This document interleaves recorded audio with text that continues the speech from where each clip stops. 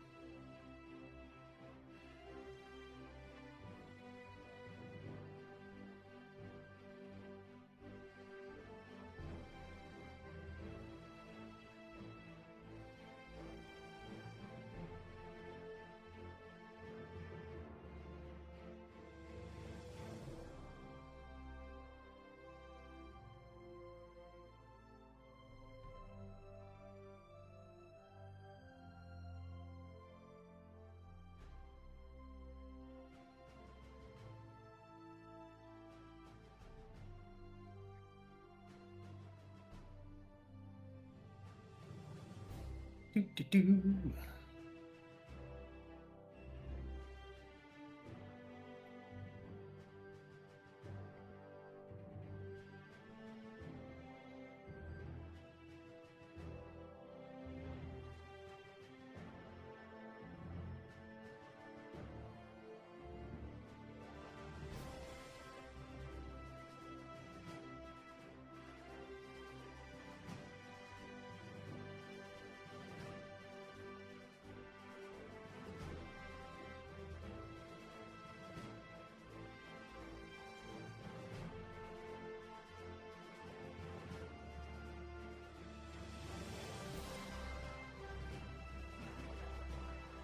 Right at the Rosewood.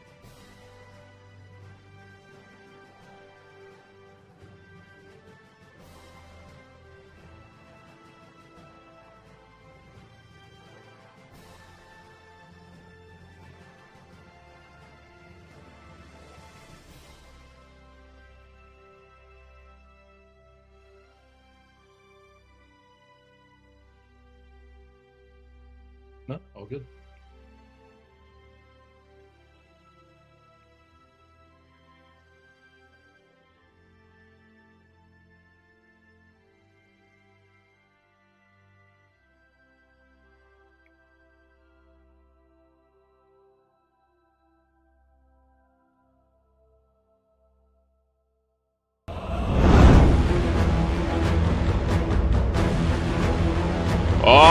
It's Friday. It's Alternate History Gaming with me, your humble and gracious player host, Bank60s. Thank you for joining me here, guys, once again back in the Union HQ for a stream that I've been looking forward to for quite some time now. I have been champing at the bit to get with my guy, TheGrau. He is the author of the Turning Point mod, which we're going to be diving into tonight. Multiplayer, Scourge of War, Gettysburg Remastered with friends. Let's bring it in tonight, guys. Let's get the chat filled up.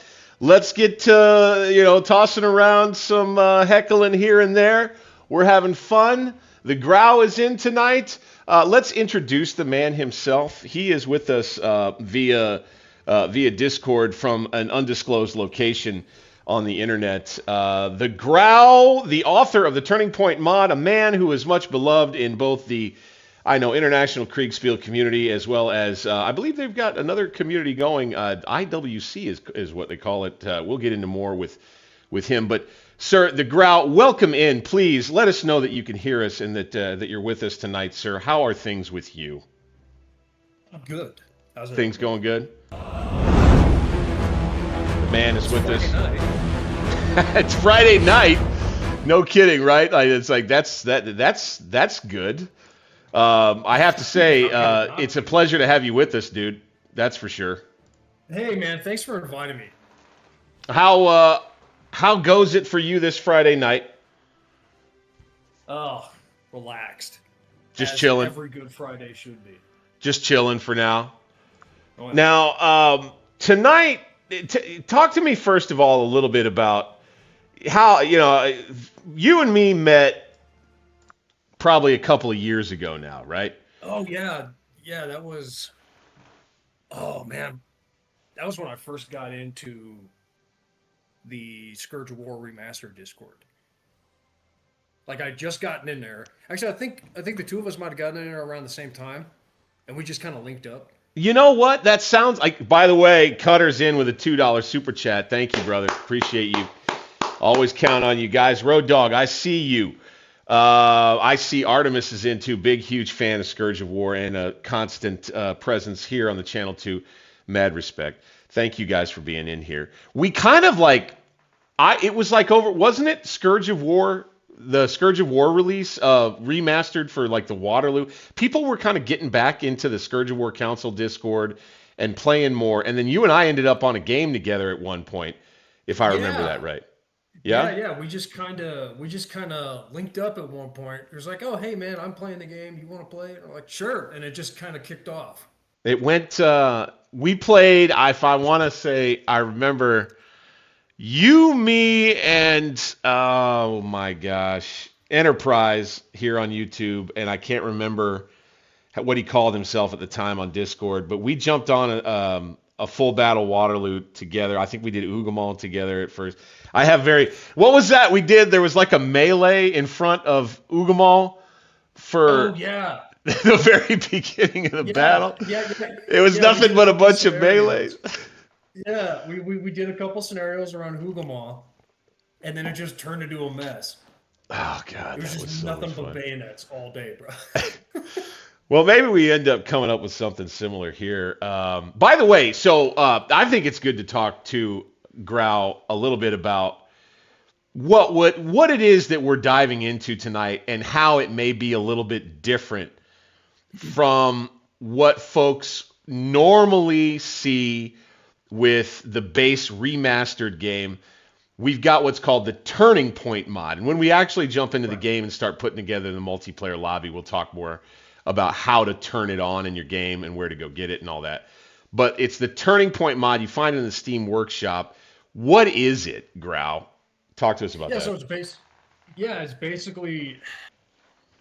kind of, it changes the formula, right? So the way as an example with like you have casualties, the game normally, as far as how the gameplay works in Scourge of War, is it's based on casualties, right? It's really heavily tied as far as morale of units and so on and so forth. It's tied to casualties, right? Right. But I went in there and I changed the rifles, their effective range, their chance of a good hit, so on and so forth, to make it to where you have far fewer casualties. And it's reminiscent of something that I think people kind of forget about is the idea that rifles and muskets, they got fouled or much harder to load quickly on the front line too. Wasn't that, is that kind of baked into what you're doing there? Well, you have that problem. So like a little bit of historical background with that. Right? Back in the 18th and 19th century, well, early 19th century, earlier to mid, part of the reason why we didn't field rifles to begin with, at least wholesale, obviously you had the 95th Rifles and similar units during the Napoleonic Wars. Excuse me. But the main reason why we didn't field them as a general rule across an entire army was because they're so easily fouled. But you don't have that problem with smoothbores, which is why they used smoothbores instead of rifles. Mm-hmm. But by the time you get to the 1850s and the 1860s, you've got the mini ball, right? Or more closely, I think, pronounced in French as the minier ball. Right. Okay. which is a conical bullet. Now, what made the Minier ball so different is that you have a concave bottom in the projectile. Now, what that does is that when you get your expansion of gases from the black powder, that'll flare out the bottom of the mini ball into the grooves of the rifling, which scrapes out the fouling. And it helps. That ends up helping to kind of protect against that. Right. So now, all of a sudden, not only do you have a complete revolution in how accurate the projectile itself is, because now it's not a ball and patch that's spinning in the rifling. Now you have a projectile that's got direct contact with the lands and grooves, like we do now, which creates that kind of spinning stabilization.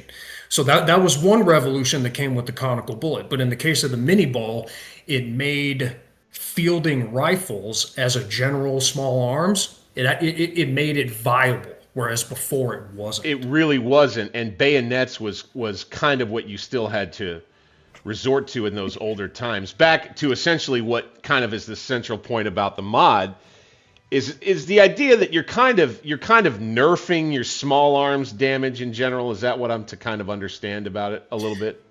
And when I say nerfing, I'm saying based on the way that the remastered vanilla product is, and they consider, of course, game balance in what they're doing, right? What this is a nerf of what they did with rifle damage, right?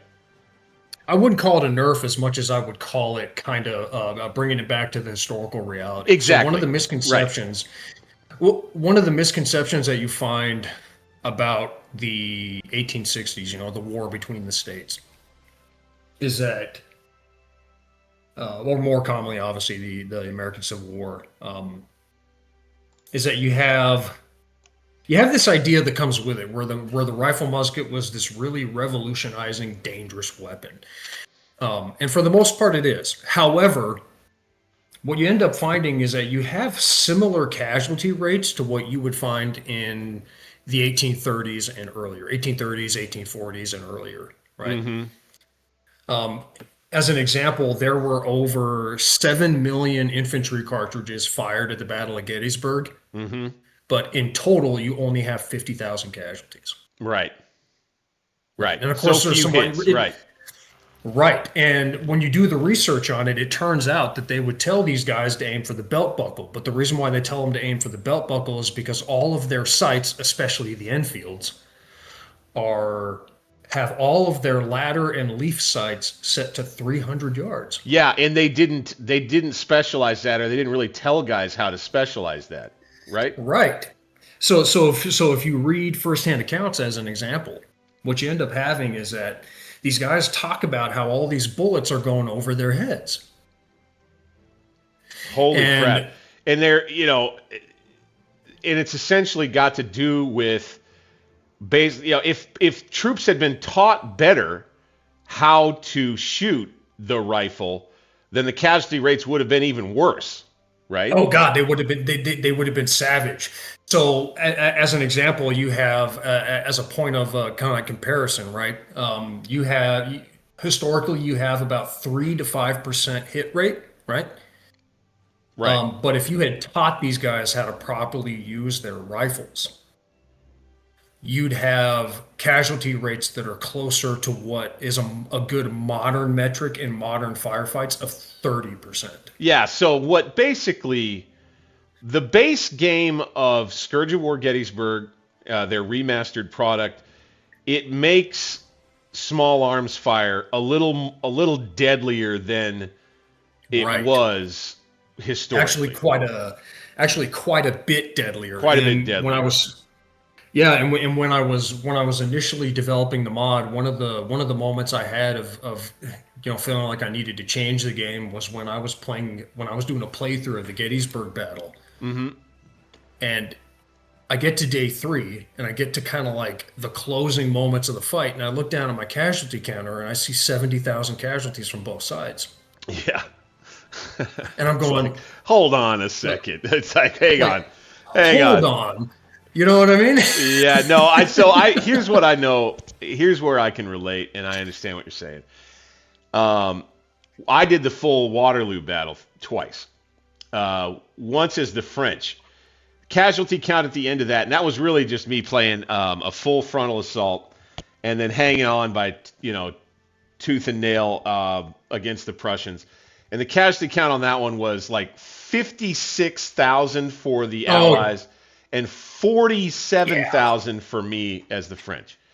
Right. And there's just no way. And it's like you're going like, there's just no way. There's just no way. So that was one of the things I did, but one of the interesting things that I had to do too, because now you've decreased the casualty rates, right? So now you need to change how the morale system works.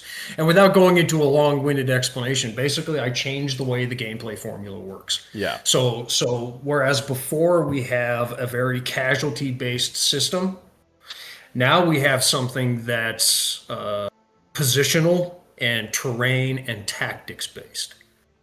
I love that. Me and tactics. And then the other part with that too is to emphasize the other piece that was changed in a big way that you emphasize in your description of, again, the Turning Point mod, you find it in the Steam Workshop for Scourge of War, Gettysburg, is the artillery. It's, again, you're bringing it to the historical standard instead of worrying about game balance or gameplay of a Civil War combat simulation. You're actually like, this is a realism type of change for artillery, you said. Right, exactly. Yeah, and basically, yeah, from the way morale works, unit characteristics work, how deadly the firearms are, the cannons. Oh God, artillery in this mod is going to be vicious because even today, most of your casualties are from explosives and indirect fire. Yes. Right. And it can be incredibly devastating on a unit pretty darn quick. Oh, yes. Especially when you're like in this 19th century era. What your game or what your mod does, or it seems to do, is it makes it a whole lot stupider to try and charge a battery of cannons with one regiment. Or doing it with a brigade is still stupid. It's still ill-advised, to be certain. And to be perfectly honest, there are certain scenarios, and I tried. There are certain scenarios in the stock game that simply cannot be beaten because the game is so much more realistic. Like you cannot beat the scenario because of the changes. Well, and what that does, so people would give you a little guff for a thing like that. I think it's maybe a controversial thing, but I think that it's a genuine and authentic way to present historical difficulties as they were. Wouldn't you agree with a thing like that? Like, there's a reason why this attack failed, or there's a reason why this thing failed, or what have you. Well, to give an example before we get kicked off here, to give an example for Pickett's charge, right? Right. It's like you said, there's a reason Pickett's charge failed. So these guys, they come out and they're about a mile distant away from the copse and trees, right? So they have open ground. It can be seen from everywhere. Yep, and they get delayed because of the fence. Now, here's the thing because of the way these formations work, and these are fields on fields of fences. So every time your regiment in formation comes up to a fence, they have to stop, get over the fence, and then stop on the other side of the fence to realign the formation before Sitting freaking ducks for a good artillerist. Sitting freaking ducks. So the whole time they're coming across this mile-long, stretch of fields, it's not like a guy walking across a mile, which he can do about 5 minutes, right? 5-10 minutes. Right. No. It takes them a half hour to get across that field because they're slowed down by all the terrain. Correct. So they're spending this entire half-hour period getting shot at by first solid shot at long range, which is almost 1,800 yards, so 1,760. And when one of those hits, that's just as if not more devastating than a canister round. At least a canister round you can see coming. One of those things goes kablooey right over the top of the rank, and you got a whole big hole in the line at that point. And there's elements of morale too, because going across this field that there's nothing you can do to shoot back at these gunners. Right. And then because the cannonball is so heavy, you don't hear it going through the air as much as you hear it pushing the air out of the way. Right. right. As we see a big cannon shot go into the video of my troops that we're watching on my end. That's fantastic. So, and then when you get into range of all the shell, by this point, like they had in the Napoleonic Wars, they figured out, hey, if we cut the shell a little bit short, we can get an airburst. Mm-hmm. Now, if you shoot a shell and it explodes on the ground, the fragmentation goes up and out at an angle. But if you blow it up over the formation, none of that happens. So there's no getting away from it. Right. You know exactly. What I mean? And of course, to fast forward a little bit, by the time you actually get to the Union line to make your assault, you're already disorganized. You're already shredded up. Right. And then you start getting shot at by muskets. But then you don't stop to fire, which means you're going straight into them without ever firing a single shot back. Mm-hmm. And by the time you get to 100 yards, they're just gunning you down in droves. Because the rifle had been... So now let me go back to the Turning Point mod's approach to the small arms fire, right? That means you did have to make some changes for the base game's effectiveness really starts to ramp up, I think, for the small arms at about 60 yards in. How did you treat that? I'll ask that real quick before we jump in. Yeah. So the way that rifle fire works, okay, because it's got 3 range bands, right? But the way that the game does it, if I can find my mod here, the way the game does it is that, yep, there it is. There's the CSV. So the way the game does it is that you have several different range bands, right? And that's going to dictate your accuracy of the regiment when it fires. And how deadly it is in terms of inflicting casualties on the other unit. So you've got a min range, a best range, a normal range, long, and maximum. Okay? Right. Now, what I did with the rifle muskets, I set their normal range at 100 yards. Okay. Which is devastating. So anytime a unit comes within 100 yards or shorter, that's when you have your normal. So basically at normal range and closer, then it starts to then you're talking like now we're killing each other, you know. Right. Now you're just starting to tear each other up because because I go from 100 yards and the long and maximum skips straight to 200 and 300. Ah, okay. Okay. Because it takes into account the way they were using the firearm. Not that the firearm isn't accurate at those distances, but the way it's being employed by these troops is borne out in the data that I used. Okay. All right. Well, just familiarizing ourselves just a little bit with the way that we changed the game, adding the Turning Point mod. Again, folks, I'll just speak to it real quick without showing it. It's easy to find, right? Grau, we're talking just in the workshop of the Scourge of War Gettysburg Steam workshop, and you go in, you just search for Turning Point. It'll bring the mod right up. You subscribe to it, and then you jump into your game, which we be doing right here, right now. And you go to your modifications right here, and you make sure to have that turned on. We're going to use the Grog Toolbar.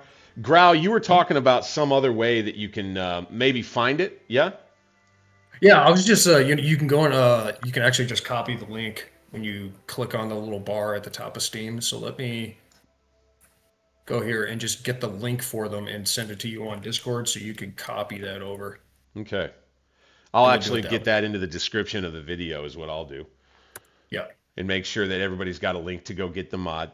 What we're also going to show here to get going with the actual gameplay tonight itself. And by the way, if you enjoy what we're doing tonight, you're a fan, click that thumbs up button for me. I appreciate you. Subscribe to the channel. Hype the stream. That gets it out there. And for the algorithm, that much more too. Appreciate you on that end. If you are this close and you want to do it, I know Grau pulled the trigger not long ago. We kind of reconnected, and that was part of the deal too. But if you're enjoying what we're doing here, so much so that you'd like to contribute financially, it's just $2 a month to become a recruit level member of the channel, and I would appreciate if you would consider doing that as well. And we're doing super chats all night. You saw Cutter jump in with $2 just a second ago. I want to make sure I mention the options that I want to go with tonight. We're going to go AI aggressiveness set to 0. And the way that we're probably going to do this, and Grau, you can talk a little bit more on this too, is we're going to give you viewers a choice, right? Tell them a little more about that, Grau. Yeah, so we've got a couple of options here. So we tried to run the big army scenario. Yeah, we wanted to run Army v Army. Yeah, but because of a bug in multiplayer, which won't let us use TC on a grander scale, it just isn't tenable on a big army scenario unless we have enough players to command all those troops, which we don't. We don't. Yeah, so we have to do a smaller scenario. And what we wanted to ask you guys is if you wanted us to be on the same team, or if you wanted us to fight against each other. We're leaving it up to you. Leave it up to you. There. Do you want us to go 1v1, or do you want us to go 2ve? Either way, I'm setting up a room right now, Grau. I'm getting it going. This is how you get going if you want to host a game in Scourge of War Gettysburg Remastered. Chat, let us know. Do you want us to go 1v1, or do you want us to go 2ve? I'll give you a couple minutes to come up with it. Otherwise, we'll probably end up going 2ve if you guys unless you guys tell us otherwise. And we'll play as the Confederates. I've got a quick question for you, sir. Yes, sir. So you have all in 1,000 yards, correct? All in 1,000 yards. Yes. AI aggressiveness 0, morale 0, regiment strength 100%. Yes. Okay. And that's all I needed from you. That all couriers are set to side, yeah. None. Okay. None. I just wanted to make sure, yeah, because we found out that some of my settings were not overridden by the host of the game. That's right. That's something too. When you're in multiplayer, to know, it seems as though individual options for each player will still be in effect for their game and affect potentially the rest of the game too. Oh, I saw you in there. Yeah, I wanted to make sure I saved my options before I went into the room. That's a good idea. Oh, and if you have to restart your game too, that's no big deal. By the way, this is, okay, we got him in. This is how, if you want to host a game, that you do it. You come down to this little door icon to create a room. You type in the name of the room, Day 2 Orchard Div is what I'm calling this one, and then you hit the check mark to get into the room that you created for multiplayer. You got to wait just a second for everybody to be authenticated. Now you see the players that are in the room. We've got Grau in with us now. The next step in multiplayer scenario generation is to hit the scenario button, which is the little flag down here. Click that. And we're going to go and do this July 2, The Orchard. I'm not getting any feedback in the chat about folks wanting to see us play each other, Grau, at least not yet. So okay. I think we may be clear to try and do a 2ve on it for starters. We flipped a coin. All right, you're McClaws. You good with that? Oh, that's right. I'm fine with that. You good with that? I'm going to select Barksdale. All right, now let me find him here. All right, I'm Barksdale. Now, next is Grau is going to select his officer, and the way that you do it, I'll show on my end, is you click, he's going to be McClaws, and then he's going to push the select officer button, and you see, boom, he's done that. And now he will be Lafayette McClaws. And then from here, we end up jumping into the scenario and clicking the check mark button to launch into the scenario itself. Here we go. It begins. All right. You ready, my man? Let's do it, brother. We're going to take it to these AI Yankees, by God. All right. I am Barksdale, and I am going straight for the peach orchard, I imagine, yes? Oh, I'm right on, I've got the peach orchard right on my 12. So I would say we could tag team the objective right off the bat. But you're the division commander. I'm going to bring my troops up just a bit. You feel free to get things sorted as you feel you must. Yeah, remind me which brigade you were. I am Barksdale. That's right. Okay. The Mississippi boys. All right, We're gonna be on our way toward the orchard. Well, you're. It looks like you, sir, are on the front line, is what I'm seeing here. Yes, sir. So if you want to go ahead and push out your skirmishers, and Okay. let's get on them. Let's go. Let's go make contact. Let's go make a little money for Daddy. Let's go, boys. Yes, sir. Get on out there.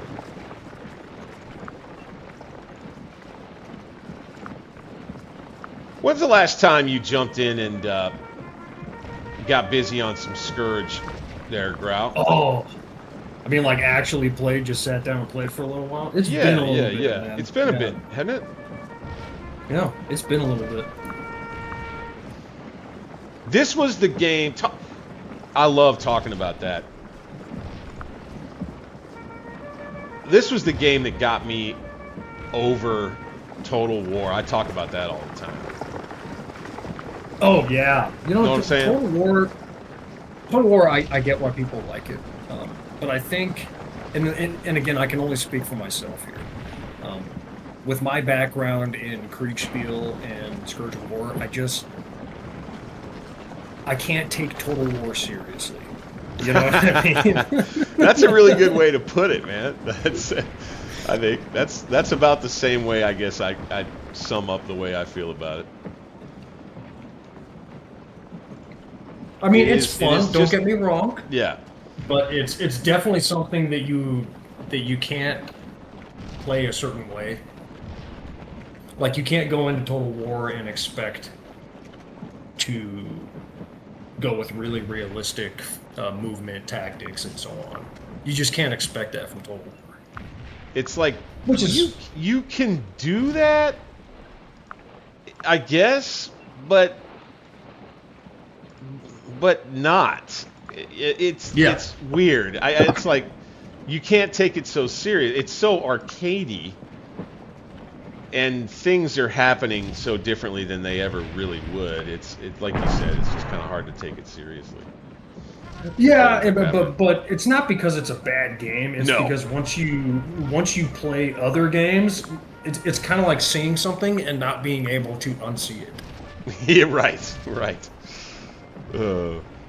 Pushing forward with Barksdale over here. Skirmishers out front. Taking some cannon fire. But we'll be engaging the enemy along this snake rail fence up here momentarily. Wow, the Yankees got some long guns. Damn.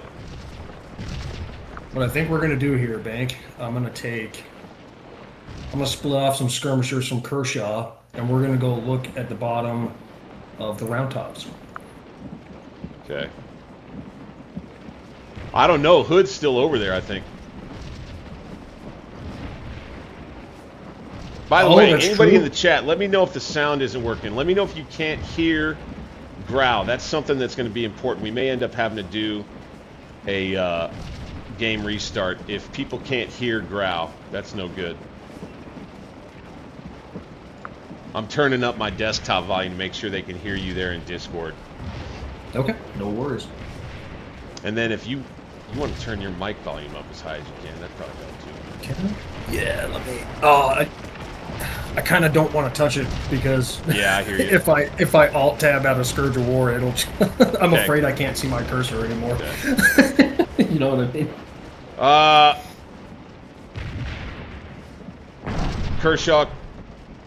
Kershaw heading toward the round tops, you say? Yeah, I'm gonna push off some skirmishers first. I'm not gonna send them up there all by myself. All right, I've got skirmishers out engaged. We're trying to kind of, so I'll talk a little bit on that, and you go ahead and start ordering dudes around. You got more to worry about. Is that the AI, we were a little afraid of the way that the AI would behave, and it seems like it's doing what we thought it might. It's marching a bunch of troops toward the objective right here out of Rose Woods. I see some 3rd Corps troops that are marching up toward the objective. And so My guess is that this is going to turn into a real nasty firefight right up here in the high ground around the peach orchard is my guess anyway. I've got Yankees overlapping my left flank, it appears. They can hear me okay, right? I think everybody can hear you. Yeah, sounds like it. Cool. Yeah, I just wanted to make sure because I can't see the chat on my phone and I don't know how to open that. Oh, if you want to get into the YouTube chat, just go to the live stream, go to my page, and then I think you can just click into the live stream itself and then go to the chat from there. I think you can do that from where you are. I'm not sure if that's right or not, though. Yeah, I just turned my phone all the way down, but I don't know how to bring up. The way that I end up looking at chat is literally just through my phone. I can look at it when we're done with this scenario. Yeah, it's a light. The chat sometimes doesn't blow up with Scourge of War. Sometimes it doesn't. Well, sometimes it does. A lot of folks really just like to watch.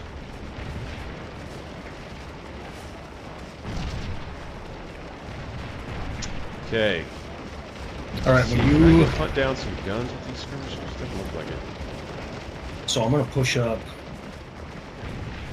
Wolford behind your line there. Thank you. That'd be perfect.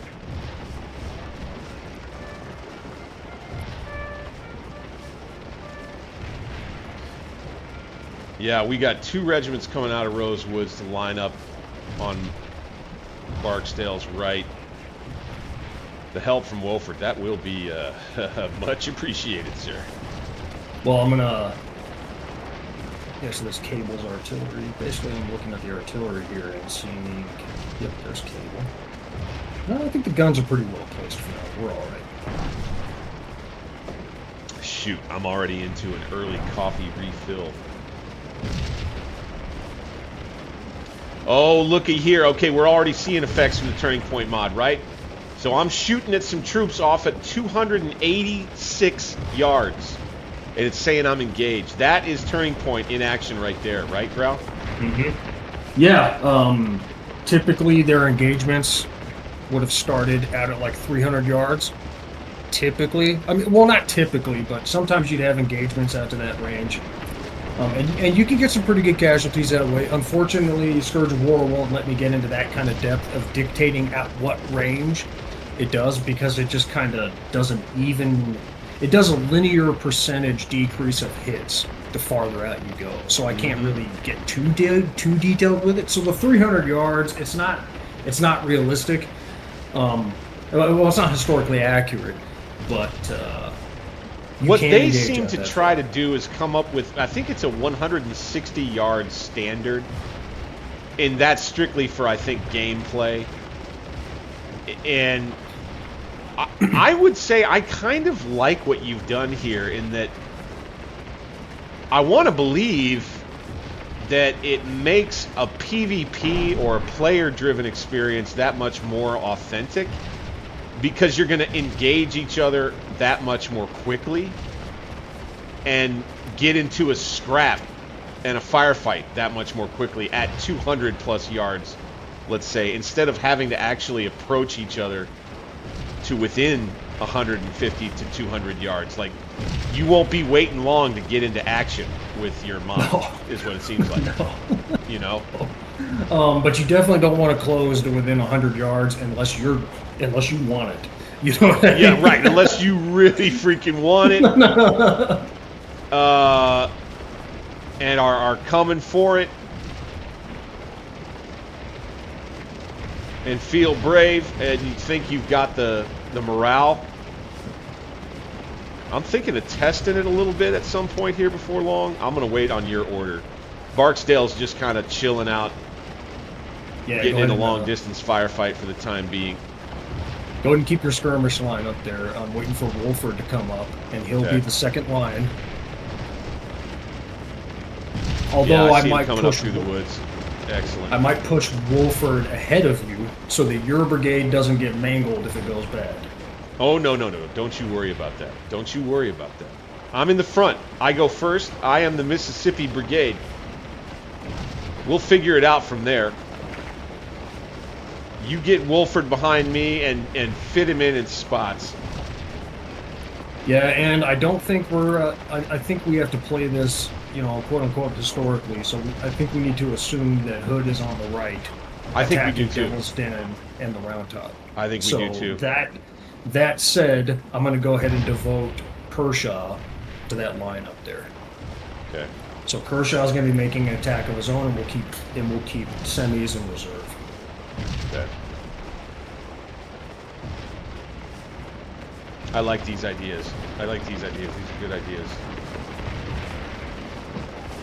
Barksdale stays in contact. Kershaw wheels left a bit and rolls down toward the orchard. Sem stays in reserve behind the ridge. Wolford moves up in support behind Barksdale.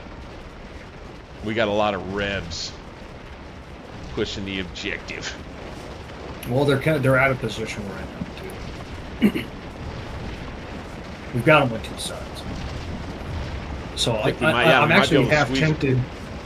I'm half tempted to make you wait a little bit. You want me to wait until Kershaw makes contact? Please do. Yeah. Because then Kershaw will start to draw some troops away. Good. I like that idea. And then your assault through there, which it has more cover, there's more terrain impediments. Your attack will probably have a better likelihood of success. Good. I like this idea.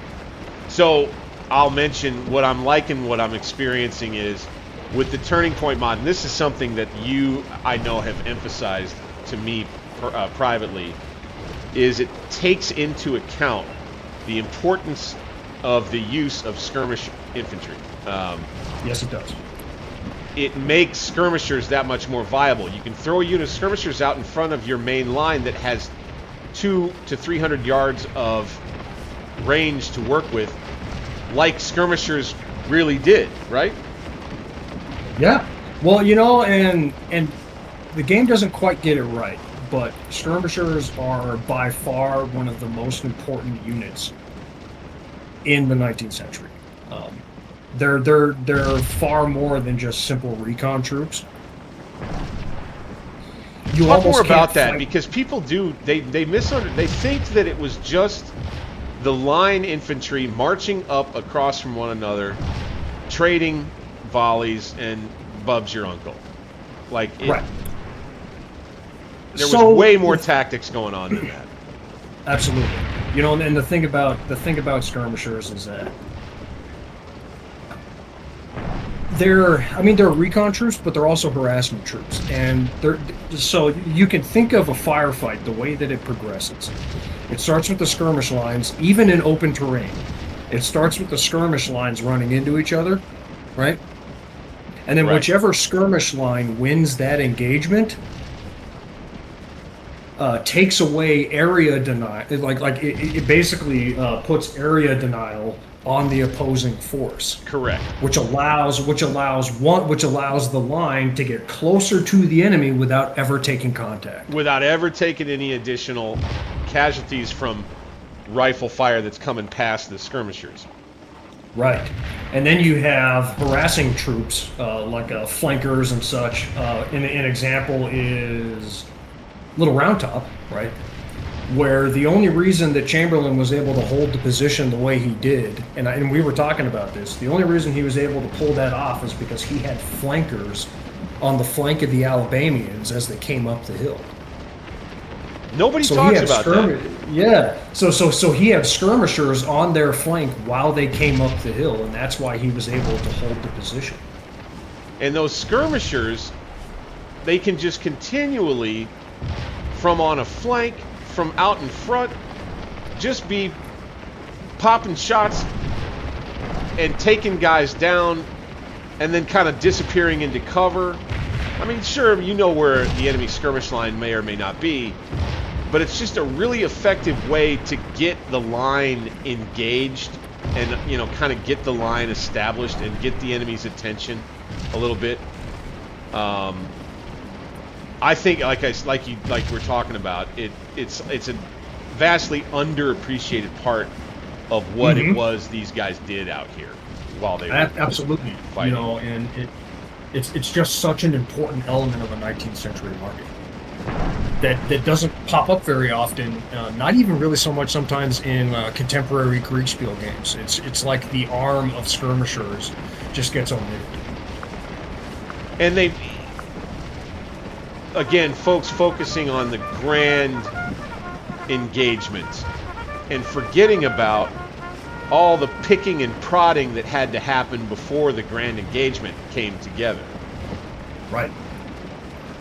I mean, you're gonna have skirmish fights all over the field. Like before Hood ever went into the wheat field or up towards Devil's Den or any of those positions, skirmishers went through there first. Mm-hmm.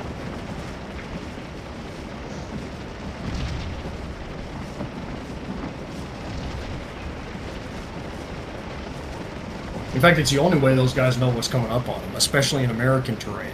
That's kind of what sets apart the Civil War battlefield from the European battlefield. That's right. That's right. Yeah. There's so many.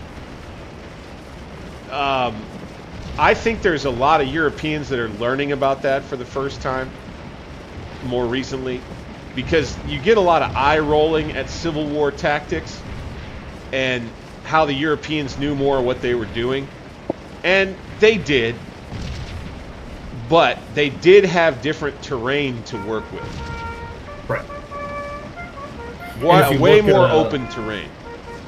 If you look over here at Kershaw's brigade, you see that I've got that line of skirmishers out there in front. Now, I put them out there so that I can advance Kershaw without him getting stopped. Exactly. So they can come up behind the skirmish line without any worry of getting stopped. Their momentum gets to continue in the attack moving forward because of that skirmish line being out there. And I can even maneuver skirmishers onto the flank of this regiment that's out there and clear the field a little bit and get the terrain that I want, and I don't have to assault until I want to. Right. Ooh, I'm getting pushed on the left. Yikes. I think that's where we'll need Wolford the most. Yeah, I saw him out there, so I'm going to go ahead and shift it. You don't need his whole brigade out there. I would say probably just a couple of them. Yeah, 2 regiments would probably do it. I'll put them on the stone wall, because if they push forward on you, I've at least got a few hundred men to go and hit the flank. Okay. I think this will be my main concern. Kershaw may be needed to do more work than we originally thought because of this threat on the left over here. Well, that's all right. I can bring semis up too. Okay, we're engaged at 260 yards. Still doing all right on the fence. I did pull my left flank back just a tad. I saw that. You manage your fight, sir. Manage your fight, sir. You have a scrap. You manage the scrap. There is one thing that you'll experience in multiplayer is a little bit of lagging mouse clicks. Functionality of the mouse clicks a little bit lags.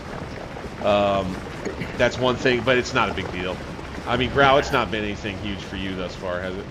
No. I mean, the only thing I can actually gripe about is that my TC having to go through individually, but that's not a big deal. Yeah, the TC thing. Boy, I tell you what, that was going to be fun to try to do a whole army scenario. By God, I really wanted to try to make that happen. I think it still works in Waterloo, and I think it's because we're using. I wonder if Grog Toolbar just kind of, messes with it. It seems likely. All right, I'm going to get my main infantry line with the 17th Mississippi and the 13th. I'm going to get them a little closer.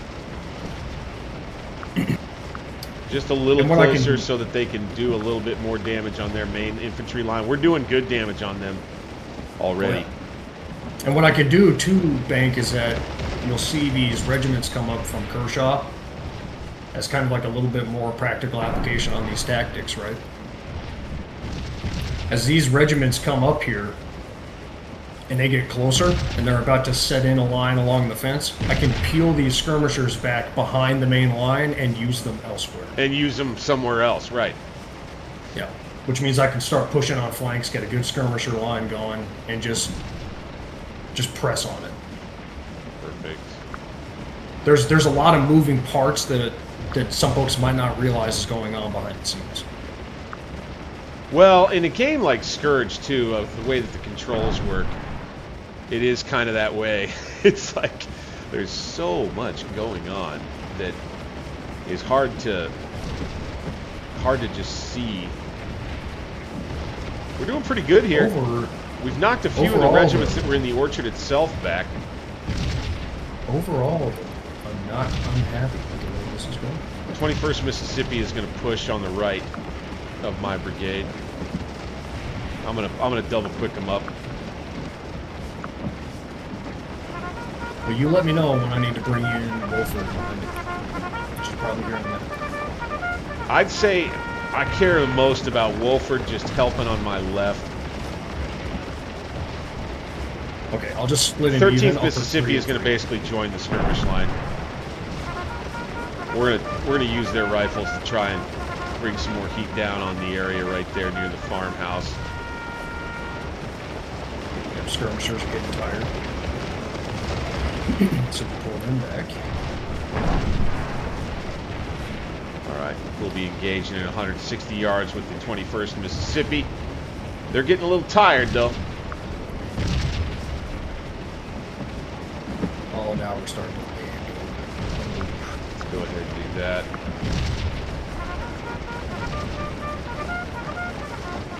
Alright, we got 17th and 13th engaged. Hotly engaged. Firing up into the peach orchard right there. That's sexy. Kershaw, I see you. I see you over here, Grau. What do we got going here, buddy? Oh, I'm sorry. Oh, I used the B word. I used the B word. My bad. How dare you? How dare I? How dare I? I don't use the freaking B word. 10 lashes for me. You've got some artillery to deal with over here, Grau. Yeah, that's why I'm kind of trying to take this a little bit methodically, because I don't want to go into the guns. Yeah, that could be a problem. And actually what I want to do right now is get my line placed so that I can move the skirmishers and harass the gun line. Oh, we're doing pretty good over here with Barksdale's left. I might be able to punch right through the peach orchard indeed. I'm going to move these boys up a bit too. Let's go. No, don't do that. Do that. There we go. As the attack on day 2 of Gettysburg continues, we've got the Grau in, the Turning Point mod on. I was worried about the artillery. Not too worried now. They've all got the dang buildings in their way in front of me. Yeah. That's funny. Yeah, which is why what I want to do is get all the skirmishers shifted so I can attack the batteries. Perfect. Perfect. Okay, I'm bringing my skirmish line in. We're gonna keep this fire hot from the fence across the way. We're gonna see if these Yankees run off. I think we might be able to get them to run. I'm gonna bring the 21st up. You've got your 15th South Carolina right there off my right. You're gonna run that regiment off in no time. Yeah, I'm gonna take these 3 regiments on the left side and just bulldoze right through those New York. Are you going right down the Emmitsburg Road with them? Yeah, I'm just gonna attack these New York regiments. Perfect. Looking pretty good here on day 2 with McClaw's division taking the peach orchard. This is definitely not how things went historically. Kershaw was focused more toward the wheat field, and Barksdale was left pretty much to do the peach orchard just about damn near on his own. And he did it too. Oh yeah. Well, to be fair, there weren't this many Union troops on the Peach Orchard historically. The Union didn't pose as much of a threat out this way, like on my left, historically, like they are here. They pretty much stayed put. Those 2 regiments of Wolford will be much help there in the center. Thank you, sir. Or is that 3 of them? You see... Oh, that's 3 of them. Wolford's brigade is huge. So that's the other thing is like... Sometimes people, I don't think, appreciate the fact that, you know, this combat went on for so long. These brigades and these regiments were so freaking big. You know? 2,000 plus troops for a brigade in 1863. Crazy. Oh, it's a lot of troops. A lot of troops. Especially for this time period. Well, this conflict. Dude, 17th Mississippi is really killing them. So is 21st out here. Alright, I'm just going to charge these guys. They got to go. Yeah, that little regiment out there, let's see it. Yeah, they got to go. Here we go. Melee with the South Carolinians, 15th. About to clear off the 5th New Jersey. Get out of here. South Carolinians are done with these boys. We're done with you. Get out of here. Get out of here. Fantastic. Again, anybody in the chat wants to drop in with how our audio levels are sound. I know you can hear me. I'm a loudmouth sumbitch, but if for whatever reason you're not able to hear Grau, please do let us know. I want everybody to be able to hear him too, and I'm going to try to keep it at kind of a high-level bird's eye so the sound effects aren't drowning him out. Dude, we're looking pretty good on your side. Kershaw's going to be able to push. Oh, yeah? Kershaw's going to be able to push. Behind him. Mm-hmm. Look at that. He may not... I can probably pull semis a little bit closer. This is looking pretty good. Thank you for the help of Wolford on the left. That's going to be huge. Here we have our skirmishers in place to attack the batteries. I'm going to pull back a bit. I'm going to bring them into your troops with Wolford. I'm going to bring my left back a bit and encourage them to get into your rifle range over there. Go forth. Thanks, General. Thanks, boss. Thanks, boss. Friday Night Scourge. Oh man! Were you talking about trying to get back into a? Oh shit! What did you charge again over here? No, the South Carolinians ran off the New Jerseyans, and then they chased them all the way to another Pennsylvania regiment and ran them off. Ah, fantastic! Oh, is it time to start moving some of them guns closer? I mean, we probably ain't there yet. We probably ain't. Nah. Well, it depends. What's their range? I need to look at their target. 611 yards. Yeah, we probably should move up because they're starting to get out of shell range. We'll stay on this fence and fire it out. All right, we've run off another one of the regiments in the Peach Orchard itself, the 21st Mississippi. Okay. Momentum is in our favor now, boys. They're tired, though. We're tired.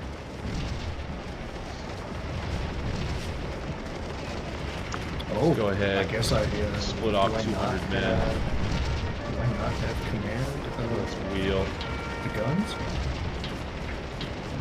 It would appear, Bank, that I do not have direct command of the artillery. Oh, you've got one of the batteries. I forgot. It's just Cabell's guns, wherever they are. No, look at your OOB. His units either. Yeah, I'm clicking through. I'm clicking through them. Oh, so because I didn't pick Longstreet.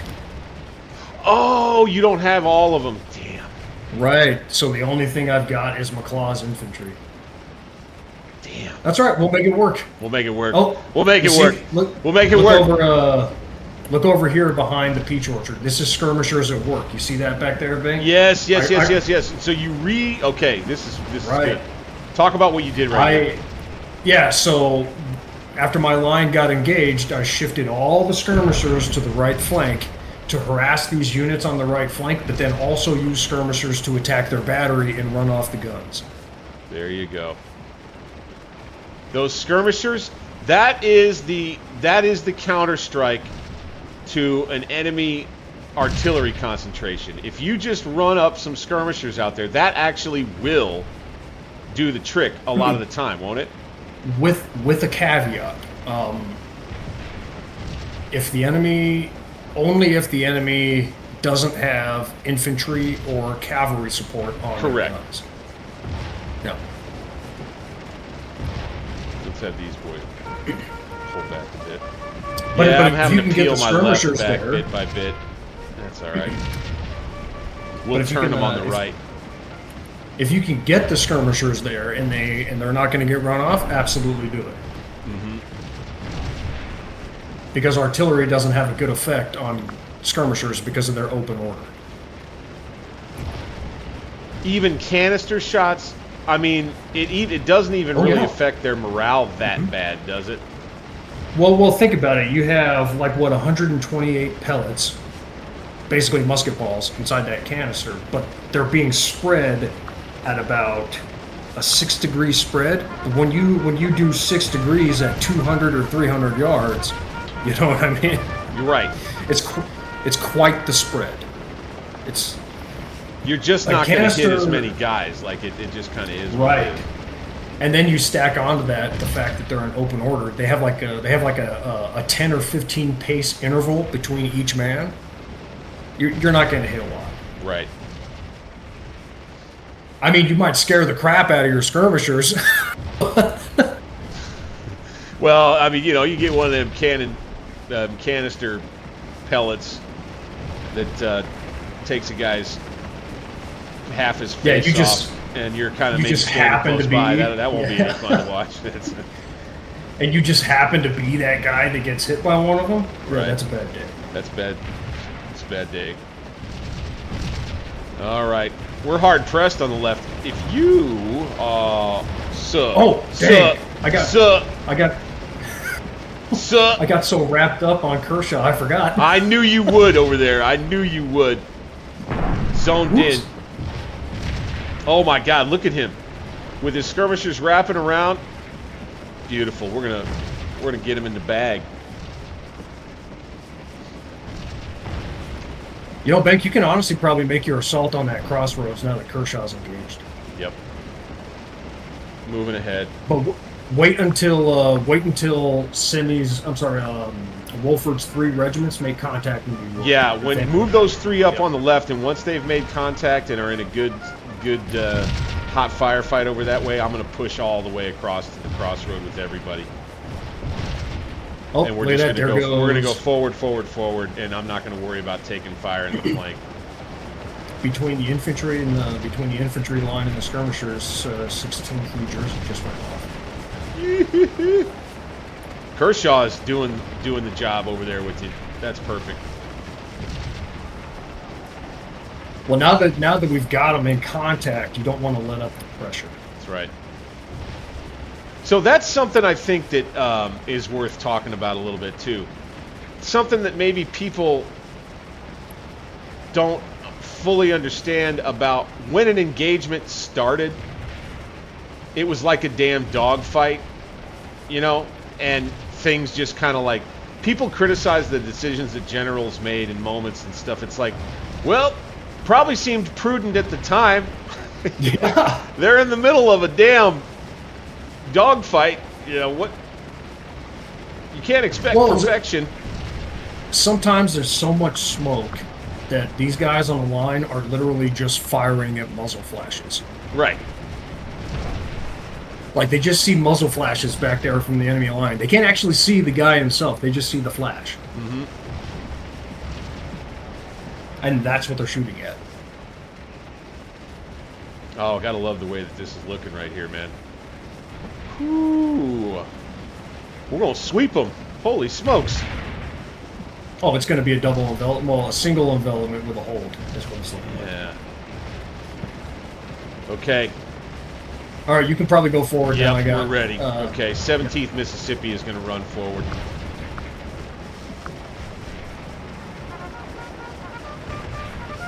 He's 13th ready is to going to start run making forward. contact. Yep. And then I'll send in Wolford's other 3 on your right. Well, behind you there. I'm going to hold with a portion of the 13th a little bit. I'm going to move forward on my left. I've got exhausted troops over here that are taking pretty nasty punishment. There's basically just a big section of the brigade that's going to push right at the crossroads, as you can see, with 2 regiments. They're just going to run past the flanking fire here, come right after it. Yeah, now that we've Fit got all this... Wolford in however you think you should, you go for it.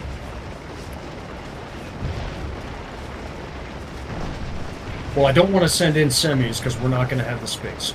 No, that's because right. eventually, yeah, between Barksdale and Wolford, there's going to be troops all over that crossroads. All right, we're going to get, this is going to be heavy in here. We're looking pretty good. We're looking pretty good. Oh, you know, those troops down by the fence line in the low spot that you got there, keep them right there because I'm about to drive the 18th Georgia right up to the flank on the fence. Okay, perfect.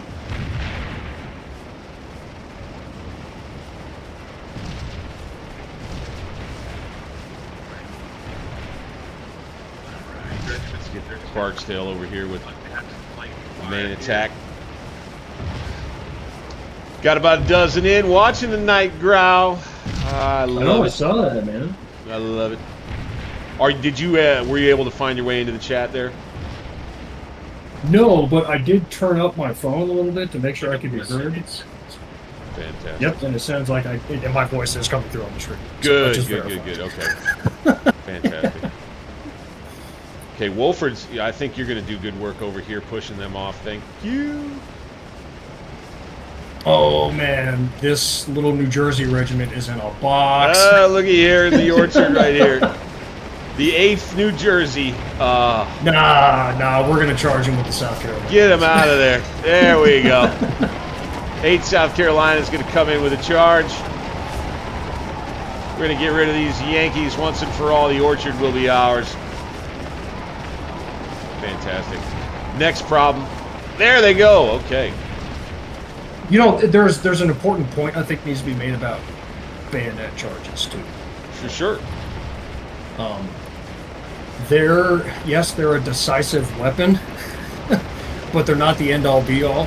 That wasn't even really the case in the Napoleonic Wars to a point. I Just did because you not have to use a pun or anything. Right.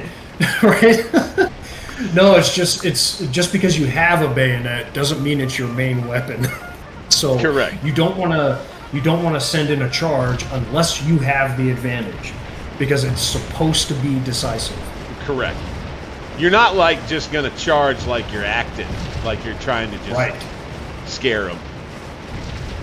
Yeah, you don't charge just because you think that's what's going to pull it off. You don't give them the bayonet until you think you have the advantage. Right. Okay, this 17th Mississippi's doing work up here. We're going to run ahead. We're going to finish off the 1st Massachusetts. Ooh, Kershaw's getting... You know, that's another element that I put into my mod here, right? You'll notice that regiments get kind of tired. They do. So, they get tired a little quicker. Right. So right now, Kershaw is starting to get fought out. So I'm going to have to put in semis here pretty soon to keep up the momentum. Okay. We'll advance with the 13th Mississippi. We're getting real close into real bad killing distance of the 1st Massachusetts, 17th Mississippi right here. Let's do a volley. Here we go. Wait on to reload. Would you like to know our casualties comparisons right now? How are we looking? So we've inflicted 433 on the enemy. Yeah. I'm sorry, we've taken 433, now 434, 436, but we've inflicted almost double that. That's what you want right there, baby.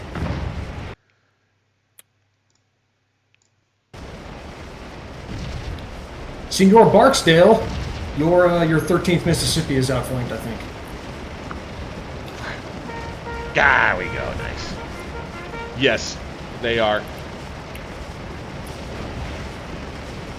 18th Georgia is covering them. It's covering them.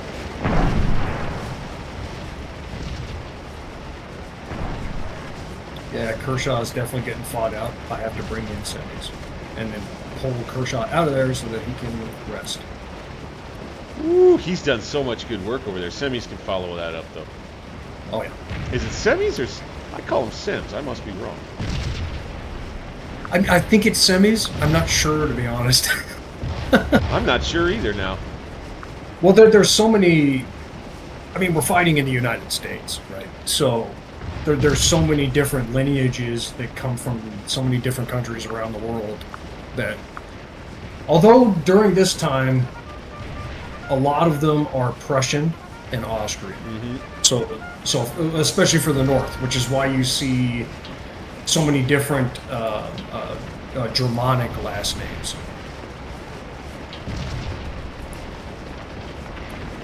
Schultz, Siegel. Right. And Schimmelfinnig. Schimmelfinnig, I think, was German too. Schimmelfinnig, yeah. Yeah. There goes Sims. Okay, he's fitting in nicely.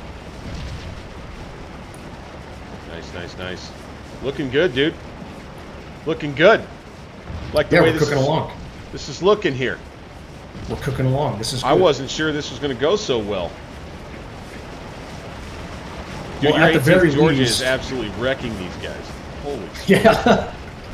I saw an opportunity, man, and I'm like, oh, gotta take it. Damn, dude. Damn. Dude, I'll tell you something. Does the Turning Point mod go no mercy on troops that are of lower quality? Like no mercy at all, dude. No you know, like guys that are conscript, irregular, and militia quality guys? Yeah, just no mercy at all. They're not going to stand up to very much. Okay. Well, I mean, feel you like can that's put them what in, we're seeing right now. But, I mean, you can put them in, but don't expect them to do... I wouldn't put them in anything other than a defensive position. Yeah.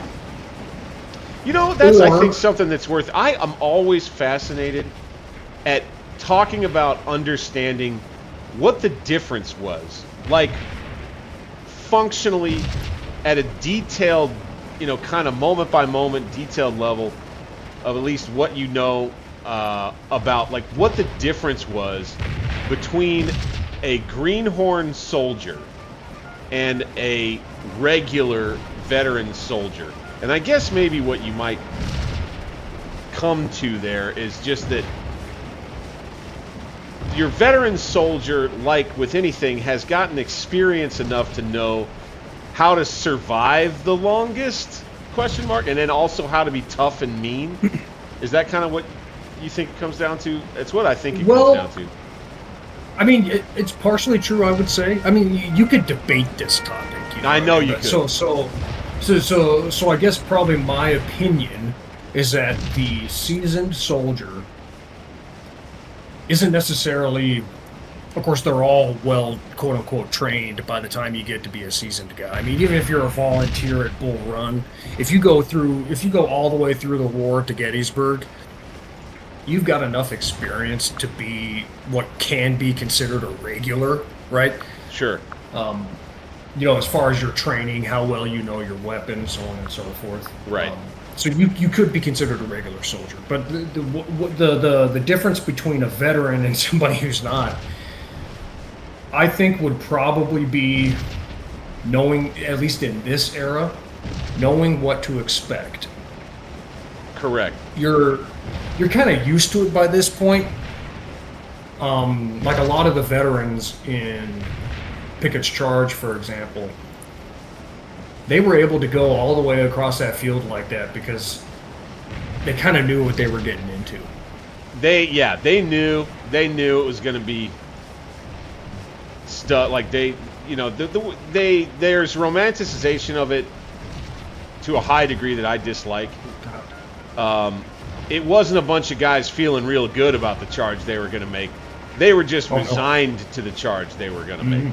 You know, I mean, you have a bunch of veterans, or at least what can be considered a veteran at that point, during the 7 Days battles at you know, Malvern Hill, where, okay, yeah, now that we've got that opened. Even then, though, man, you could put the best troops. Actually, Tom Berenger's Longstreet said it really well in the Gettysburg movie. No 10,000 men ever made are going to take that ridge. Yeah, yeah. See, I'm one who has made the argument that it could have worked. If it had been executed like Lee imagined it, or like any military commander might imagine it, which is to have the guns roll forward with the infantry, and then just slam the center with a massive column of infantry, but roll the guns forward with the infantry to keep the flanking from happening, and also make sure that Pettigrew and Trimble's divisions actually do some fighting, which I don't think they really did in the real thing. They kind of got up there and ran, if I have that right. My opinion would be that, yeah, you might have a chance at taking the center. You know, you might actually have a chance of breaking through that line. The problem is the follow-up. What happens then? Right, because there's a whole other corps behind that center. Mm-hmm. So even if you do crack the center, what do you do now? And what do you have left? Right, and that's what I mean. It's like, here's the question. Would it have been successful, like given all of the right circumstances, they launch it, you know, the artillery bombardment is like what Lee wanted it to be, which is about 30 minutes long, heavily focused on that clump of trees area, hoping that you drive off the enemy's artillery, but understanding that you're going to leave yourself enough ordnance to roll forward with the infantry advance and blast them that try and flank the infantry advance, and literally just push forward a mass of troops. So would that have been enough to dislodge the Union troops and the Union cannon that were sitting on Cemetery Hill? I guess that's kind of the question at the end of the day, is would that have been enough to do that? Because that's what needed to happen in order to break the line, is all of those guns up on Cemetery Hill would have needed to be, you know, kind of like a pimple, like popped off of there and dislodged from there. Well, you know, and I feel like I need to give some context for why I have some of the opinions that I have in terms of Gettysburg, for example. Mm-hmm. I don't believe that Gettysburg was past day one was ever a winnable battle for the Confederates. I mean, I think that's fair. They got trapped into an engagement where they were on the attack in ground that sucked, and they were outnumbered. And you know, it past that point, you know, when Ewell fails to take, I think it was Cemetery Hill. When Ewell failed to take Cemetery Hill at the end of day one, you just lost the battle. It's pretty well set from that point, and it's been agreed, I know, among most historians. It's like, but here, you know, you talk about that too. It's like, what does winning that engagement really mean in context of the greater campaign? What I've always said about that is, well, Meade just does what he planned on doing, pulls back to the Pipe Creek line and hangs out there. Oh yeah, he absolutely would. He if you do take Cemetery Hill, I 100% agree. If you take Cemetery Hill with Ewell, Meade just leaves the Gettysburg battlefield and goes to the Pipe Creek Circular. Mm-hmm. And that is a nice piece of defensive ground too, for those that haven't looked up that. If you're Lee, you're actually better off holding Ewell back, letting Meade deploy on the high ground, and then move south to to set up your own defensive line in his planned position and make him fight for it because his base of supply is down there. Wouldn't that have been clever if Lee was able to take the Pipe Creek position before Meade? You're actually better off allowing the Union to take the high ground and then maneuver. I think that there's a lot of debate, and I'm honestly not sold on the skepticism that Longstreet gets on his idea that there was really ever a route around the right at all to begin with. I think he was trying to... There's the assertion that there weren't enough roads down there. Well, and I think in the situation that he was in, the circumstances, I think he was trying to find a way around what he knew was going to be a failed attack. Mm-hmm. I will say this, some would accuse him maybe of having a bad attitude. Well, I mean, even if he did, I think it's a fair question to ask. Well, do you blame him? You know, like he knows he's about to lose thousands of troops over an attack that he's seen at places like Fredericksburg and Malvern Hill be a complete and total slaughter. What he seems to grasp that a lot of other generals I don't think quite understood yet was the nature of the way that war was changing with the weapons development and how the school of thought where you go, you take a superior position, you dig in like, you know, tight as a tick, and you make the enemy have to come attack you, like that was becoming the preferred way to do things, as opposed to tie the enemy down somewhere out in the open and bludgeon him to destruction with, like Napoleon did.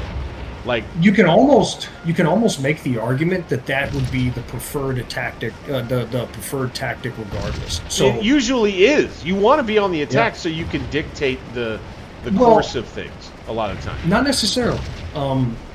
So the way I describe it is, let's say you're fighting an offensive campaign, right? You do offensive maneuver, but defensive tactics. Correct. Yeah, right. You make sure to try to get there the fastest with the mostest, and then win the battle that eventually or inevitably has to happen. Like that is a school of thought, has been very effective throughout military history, and certainly during the Civil War. It's got a historical precedent too, going all the way back to the Second Punic War. Right. But mainly, and it's not that Hannibal used tactics like that. It's that the way Hannibal fought, he was always dictating what the Romans would do instead of the Romans dictating what he's going to do. Right. I'll tell you what, I'm going to let this thing run for just a second and run and grab myself an NA beer, man. I'll be right back, okay? No worries. And I apologize to anyone watching. I'm not going to be able to see anything you're saying. No, you're good, dude. Yeah, because I'm scared. I'm scared to alt tab because I don't want to lose my cursor. Folks, be kind. They're not blowing up the chat too much tonight, man. It's relatively quiet. We're just watching and relaxing tonight, boys. Here, Friday night at Alternate History Gaming. I'm going to run and go grab my drink. Might even choke down a little more coffee. We'll see. I'll be right back, guys. Grau, hang tight. Feel free to keep him company while I'm gone if you like. Oh, don't you worry about it.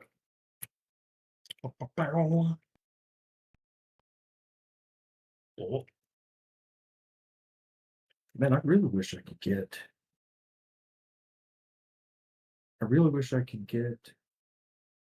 the chat open for you guys. I feel kind of bad that I can't see anything you're saying.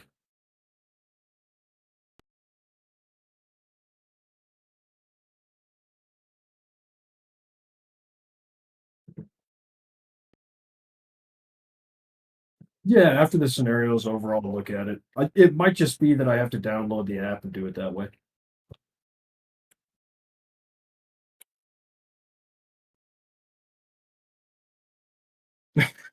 What was that?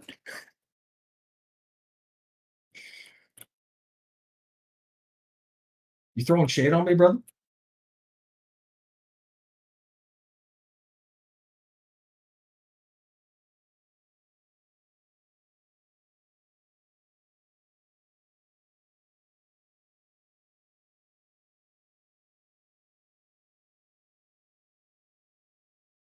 Ooh, dang, Kershaw is tired.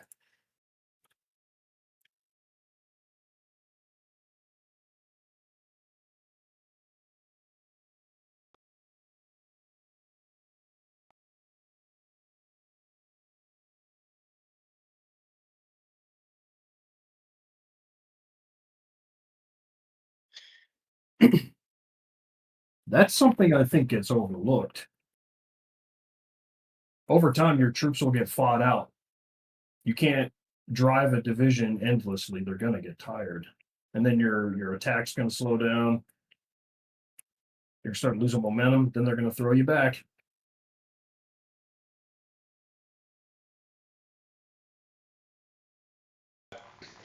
Yeah, buddy. I was just saying that just a second ago that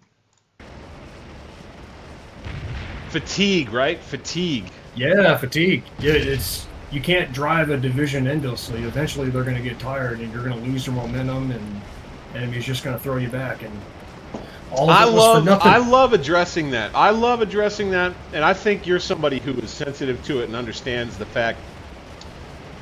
I think there's a lot of war gamers that will approach this as if these were just robots out here, and that they should keep going, they should keep going, and they should keep going. It's like, God, why aren't you guys still going? I gave you the order. It's like, bro, these guys are literally huffing and puffing.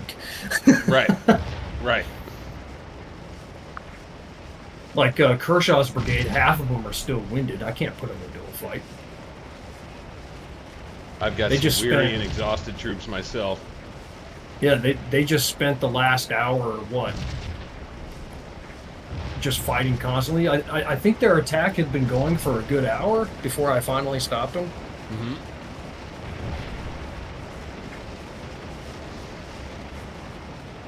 We're looking good. I'd say this one's probably just about freaking wrapped up, to be honest with you. Well, we've held the objective for, oh man, how long have we had it?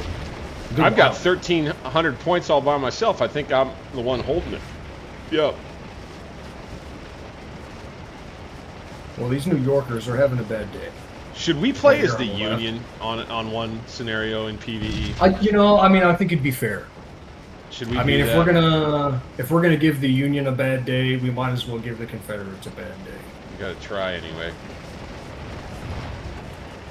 Yeah, I think we could. What do you think? We could probably call this one done and dusted. We've got the victory here. We're sweeping them. I mean, there would be more. We wouldn't be able to do exactly what we're doing here because there's 5th Corps troops that would still be coming to the wheat field. Yeah. Oh yeah. Yeah. We wouldn't have been able to do this. Not in real life. Not quite the way that we're doing it. No. And let me see here. We're positive in casualties. So let me see. What are we looking at overall now? Yeah. We got so we are at 956, and the enemy are at 1261. So okay. We've caused 300 more casualties than they have, but part of that's because the casualties picked up because we went into an aggressive attack, and that's why they started hammering us. Yep. Your troops over here with Wolford, they're starting, I think, get pretty banged up. The Zouaves are also, look at the job they're doing against the Zouaves over here. That's good. See, this is what I love. So for all of those that are watching right now, be ready to put the word out. And I know I've talked to Grau about it before. If we can get a lot of folks who are real interested in jumping into multiplayer, and you want me to just do like an eye in the sky kind of thing, any of you guys that are club guys, you're part of IWC, you're part of IKS. I think what I'll do is that as we're kind of wrapping things up, I'll give you, Grau, the opportunity. You're part of a couple of wargaming groups. And these are passionate guys, just like me, just like a lot of us on this end in the YouTube channel here, who love this period, who want to see history come to life in all the different ways. Talk to me about what is International Kriegspiel Society? What is IWC? Right. What do you guys do? So I haven't been connected with the IKS for probably, I don't know, a year or two now. Okay. I shifted over to the Irregular War Game Club, which is IWC, right? Run by a great guy, right? He's a good dude. And we play Kriegspiel. Mm-hmm. Which for anybody who doesn't know, that it was a set of wargamers. I mean, they basically started what we call wargaming now on tabletop. Yeah. It came out in 1824 by a guy, I forget his first name, but he was von Reiswitz. Okay. Mm-hmm. And it was a training tool that the Prussians used to train their officers. To try to get them used to making decisions in that combat environment, it was revolutionary in that way. Right. Yeah. So think of something like miniature wargaming, for example, and what you can trace all of these tabletop war games to is Kriegspiel, which literally translates to war game. Right. Right. And that is something that's been going on a long time. You guys do events. How, you know, what's IWC got popping, or what have they been up to? You know. Well, it's there's a lot of different games actually. It depends on who's running what, right? Mm-hmm. And new umpires pop up all the time. These are guys that are coming in running games on their own time, putting together maps and scenarios for everybody to play. And right now, as an example, I'm part of a big campaign. It's probably going to go for another year or so. Yeah. Where we're refighting the entire Civil War. That's crazy. That's cool. Yeah. Like in we Kriegspiel. Have, in Kriegspiel. So we have an operational layer, right? Where we're running all the big movements, the big strategies on the big map, right? Mm-hmm. And it's a map that goes all the way from the East Coast all the way to Arkansas. Nice. Right. And so we're pushing around armies and stuff on this big map, and then we zoom in when an engagement happens, and we fight it out. Again, in KS, there's a game master who's doing everything, right. An umpire, right?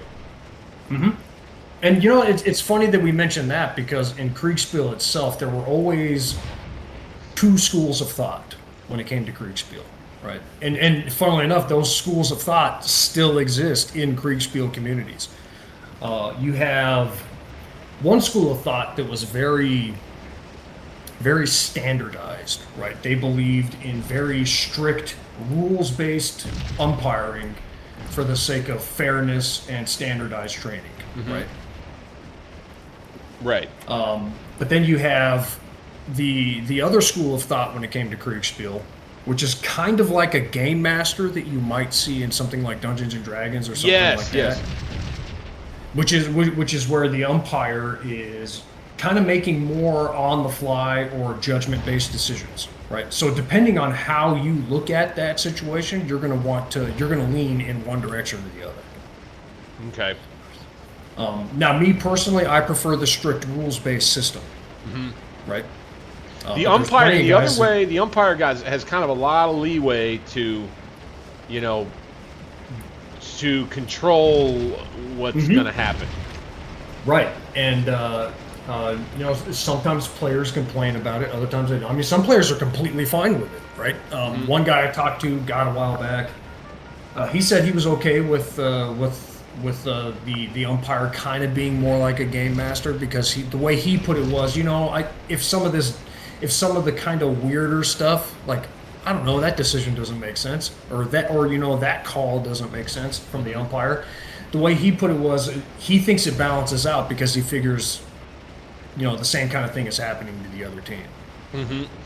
It is. So it depends on your viewpoint, right? Right. It's totally a subjective opinion. Right. Some guys are fine with it. I'm not one of them, but there are plenty of them that are. Mm-hmm.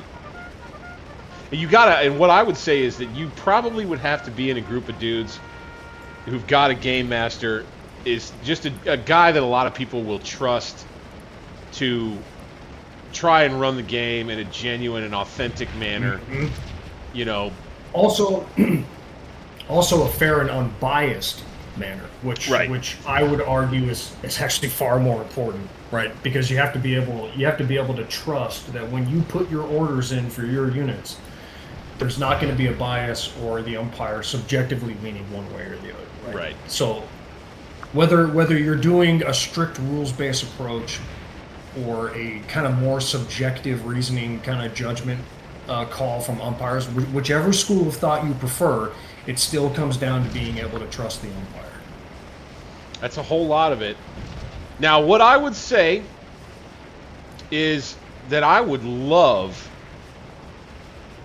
I think that Scourge of War is of interest to a lot of Kriegspiel players. Am I wrong about that? No, you're not, because Scourge of War is one of those games where, in a lot of ways, when it comes to computer simulation games, this is the closest you're going to get to an accurate simulation of 19th century warfare. And it's the closest you're going to get to Kriegspiel that... In a computer format, yes. Yeah, that's done in a video game, right? Mm-hmm. It's the closest you're going to get. There's plenty of guys in the IWC and so on and so forth that play Scourge of War. Plenty of them. See, this is where anybody who jumps in here as an IWC guy, even you IKS guys, I don't even care. Scourge of War is kind of my thing here on the channel and has been. Grau's been playing for a long time. I intend for him and I to jump on together more and do this more. And I would love it if we got guys that are into KS and doing that anyway, who want to take some time on Scourge to start taking it by doing some more multiplayer. And then maybe one day down the road we get so many guys that are interested in doing it, we can set up eye in the sky deals where I'm just the cameraman looking around. You know, I play the army commander, quote unquote, but I'm not really doing anything. And we've got enough guys on a game to actually have a fun eye in the sky kind of a game, and I get to go around, commentate, make a video of it. You guys can comment all you want as the players. Then we can basically, you know, you can do Kriegspiel, but have it kind of come alive. Have it kind of come alive. That's what I envision us maybe doing here eventually. Grau, what do you think about an idea like that, man? I think you could certainly do it. I think it could work. Yeah, you could certainly do it. And it'd probably do good too. Especially if you can actually get like kind of a lot of little layers in there that you don't necessarily see very all the time in tabletop Kriegspiel games. Mm-hmm. Which most of the time we play digitally now on Tabletop Simulator. But that's right. Yeah. I've seen that a lot. You can, and some of it, I have to admit, some of it is limited by the fact that some of this stuff takes a lot of work, right? Well, and that's where I might jump in terms of Scourge of War being an opportunity for a little bit of, not no frills, because there are some technical limitations in terms of like how many players you can have it on a multiplayer game before it crashes and all that. But not a bunch of work. We're able to get in a lobby, start playing a game, boom, boom, boom, 2 minutes, 5 minutes, and you got 4 guys on a game. We're all having a fun time, and we got eye in the sky going at the same time. I mean, that is something I think I would love to try to get going here. And Scourge is a perfect platform to try to do it with, I believe. It's good for it. You know, I mean, I'm always excited to play Scourge of War. Just let me say that flat out. But I think in some ways it has a weakness in terms, when you compare it with Kriegspiel. Well, look, man, partially, nothing's quite Kriegspiel. Right. Facts. However, a weakness of Scourge of War is that it's, especially if you wanted to do it in a way that would excite the Kriegspiel guys, right? Mm-hmm. is the freedom that we have in Kriegspiel of basically fighting anything we want. Correct. Um, We would be because of the- limited in scope a bit. Right. And Scourge of War comes with a lot of work in its own ways, because you have to build your own orders of battle for the players and so on and so forth. It's got its own set of limitations. That's true. That's true. And if, you know, what I would say too is it's like, it doesn't have to go as far as like being a league or anything like that. Nothing that anybody takes too serious. But I hope one day, you know, Grau, I want to continue playing with Grau and from time to time doing some Scourge of War multiplayer as he has the time to do it. I've already told him privately that I'm not going to encroach on the other things that he's got going on. But I'd love to start doing some more multiplayer here on the channel. We start with one trusted member of the Kriegspiel community in general, and we can grow that to 5 or maybe 10 guys who are all Kriegspiel guys that want to come play some Scourge and do it multiplayer and do it here on the channel. Anybody out there watching right now, just take note of that. Understand that there's going to be more multiplayer happening here, and that's the direction I'd love to push things. And if you guys feel like you might want to get in on it somewhere down the line, we're going to work toward that goal. Memberships are probably going to be required. That is probably going to be the one hang-up that people end up having. So I'll mention that right off the top. But we can make changes down the road too eventually if it comes right down to it. We'll have to see how that all works out. But that's kind of what I'd love to do, because I have a lot of fun playing multiplayer, especially in Scourge, because there's just not a lot of people doing it. I think when you get a real good stand-up fight going between 2 human opponents or 4 human opponents in a 2v2, the entertainment value is insane, you know? Especially skilled ones. Correct. Well, that's one thing you could say about bringing the Kriegspiel guys in on a Scourge of War game. You definitely would get an interesting battle. Because I think so. They're all going to fight it differently than most, I would say. And I could be wrong. There's probably a bunch of guys in the Scourge of War community who have never played Kriegspiel but are still good, right? Mm-hmm. These Kriegspiel, I mean, like us Kriegspiel guys, I mean, that's all we do, man. So you're gonna get some interesting battles out of a Scourge of War if you put the Kriegspiel guys in it. Now, there would be, of course, I think, a learning curve for some of the guys. We would need, you know, I'm talking to Kriegspiel guys that maybe already have a fair degree of experience with Scourge of War, because Scourge of War is there's a little bit of jank going on with Scourge of War that you kind of have to. Oh yeah, it's a little bit of jank. You got to condition yourself to the Scourgey jank. And get used to it. Bank, we're probably good on this scenario, man. I agree. I think I'm going to quit it. We've completely sweeped the Peach Orchard. I think I'm going to quit this one. I think we're done with that. I'm out. Get on out. That's fun, guys. That is a good time. Thank you so much for that. Let's go ahead and you want to fire up another one? Man, I got plenty of time. Let's see here. Why don't we? While you're selecting one, I am going to go ahead and get myself some water here. Yeah, take a little drink break. We'll do day 2 again, and we'll just call it day 2 battle. Room will be up. We'll have that.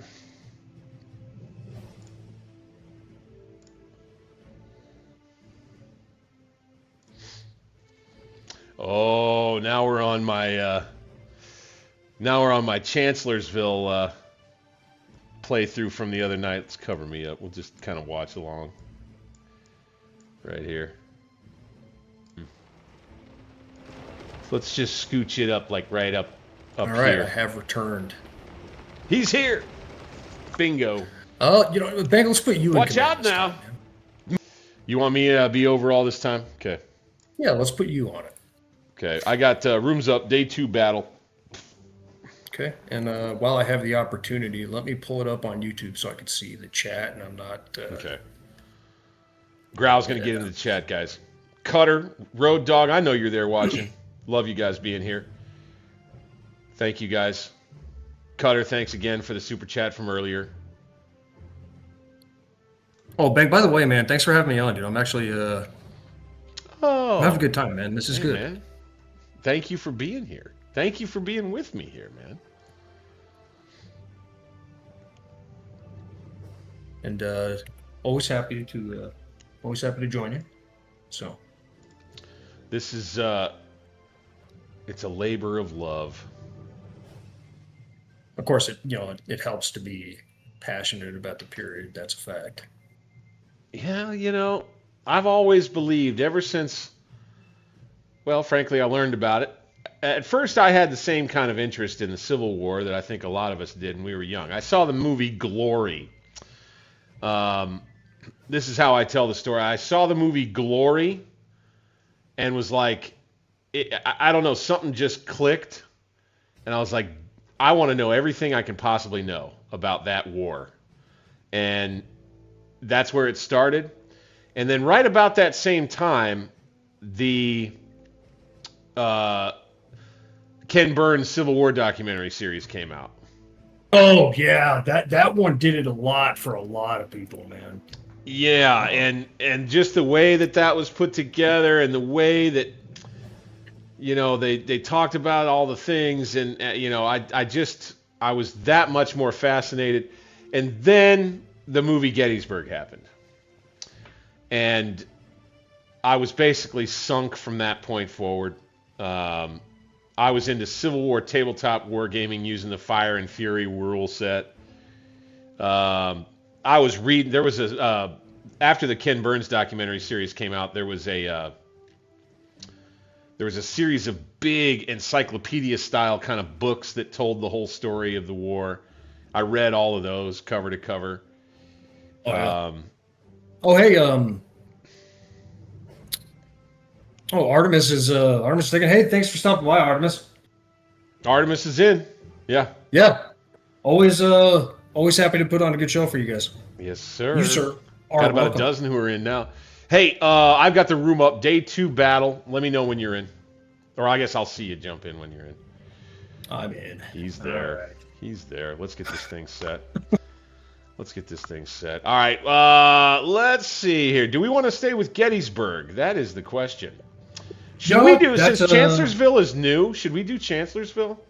I actually don't have that DLC. Okay. All right. Yeah. Say no more. Let's see here. How about we do... what do we want to do now? Heath opens the gate. A 3-hour scenario. Oh, Heath God. opens the gate. What if we did this? I don't know. So this will be a test. This will be a test more than anything. Here, let me get out of the old Chancellorsville playthrough and just make sure everybody can see what I'm looking at here, Grau. Oh yeah, I was wondering about that because I looked over on the other screen. I went, oh, what's this? Yeah, I was playing. So a little that's some something in the footage of background. another one you had. Yeah, always want to make sure we got that eye candy playing, man.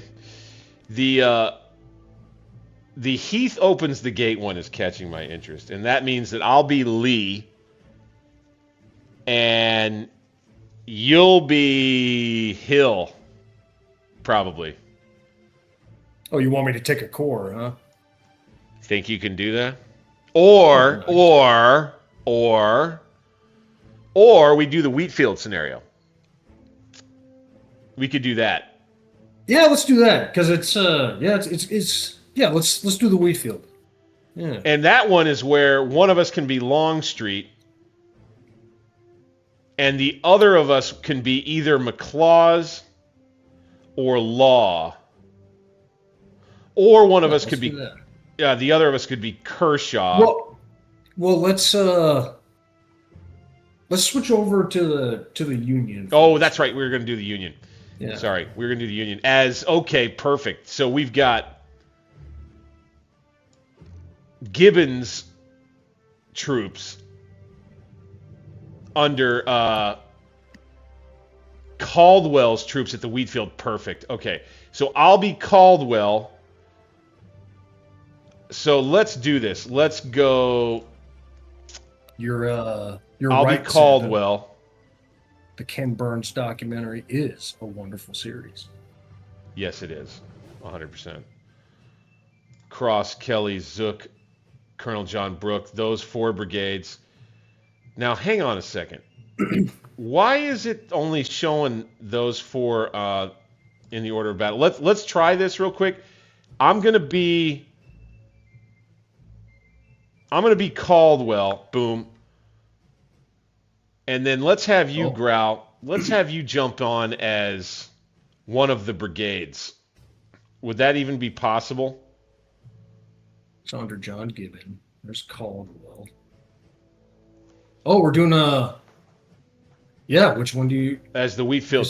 So you want to be... Zook is the best one. General Zook! Yeah, I'll do Zook. You can be Zook. Fantastic. I think we can just freaking do it. Like, let's just go. I'm just going. Right here. Let's just go. All right, we're on, bud. Do it. We're on. The entire division. We got to get over to the wheat field. We're going to go over to the Trestle Woods. Just get as many guys in there as you think you can. Into the Trestle Woods? Go ahead. Deploy your brigade in the Trestle Woods up front. I'll pull in some other troops behind you with the Irish Brigade and such. Kelly's brigade's going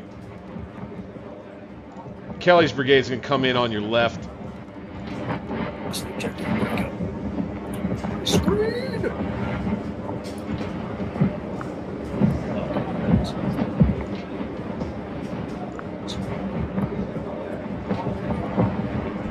Fantastic.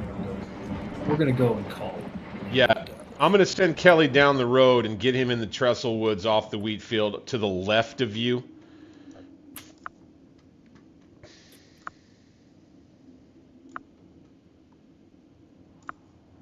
Oh, I have not played on this map very often, and it shows. Because I have no idea where the ground is.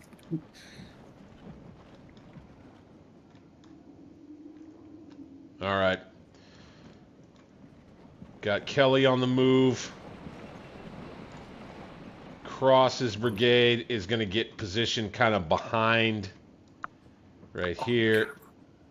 Okay. Boom.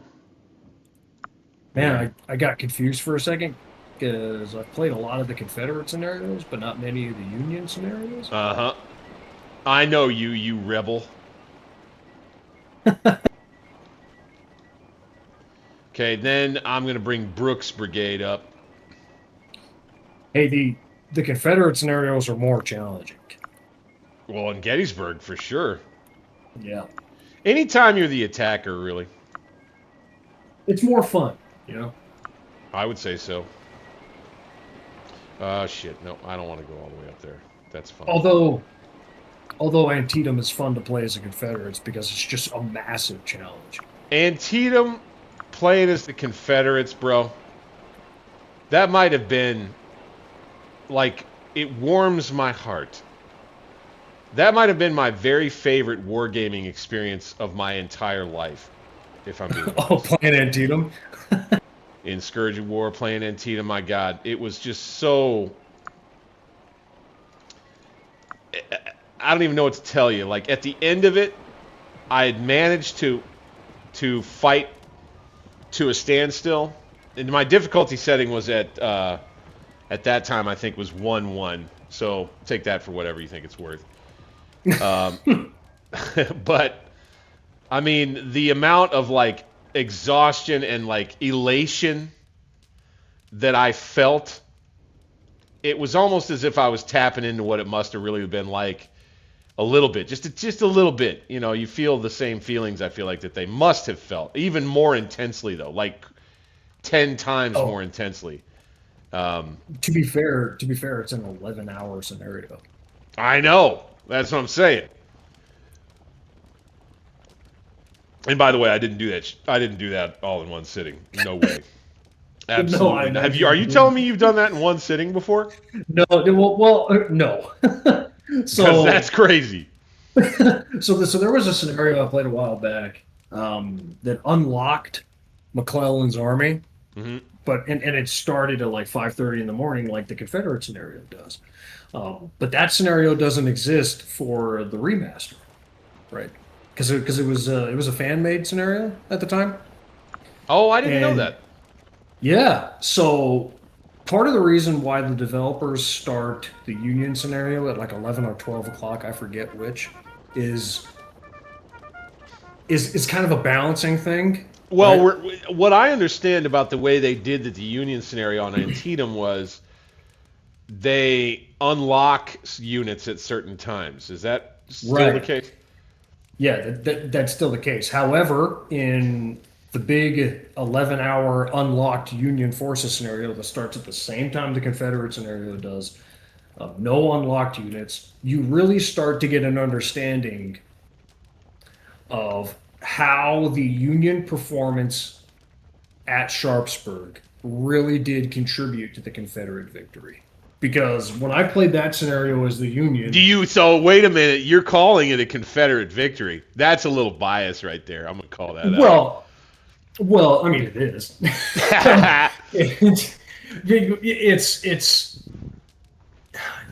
It's mainly because like it's a tactical Confederate victory, right? You can call it a tactical Confederate victory, and depending on your opinion of what came after in terms of politics and so on and so forth, you can call it a strategic victory. I'd call it a strategic victory for the Union because they stop Lee's invasion of Maryland, right? But it's a tactical victory for the Confederates. Well, it gave Lincoln what he needed to make the war about slavery. You know what I'm saying? Sure. Yeah. That's where the strategic victory comes in. Well, yes, and I mean that's one of the factors I would say, but I'd say it's more important that Lee was stopped in Maryland and forced to go back into Virginia because of Sharpsburg. Correct. Right.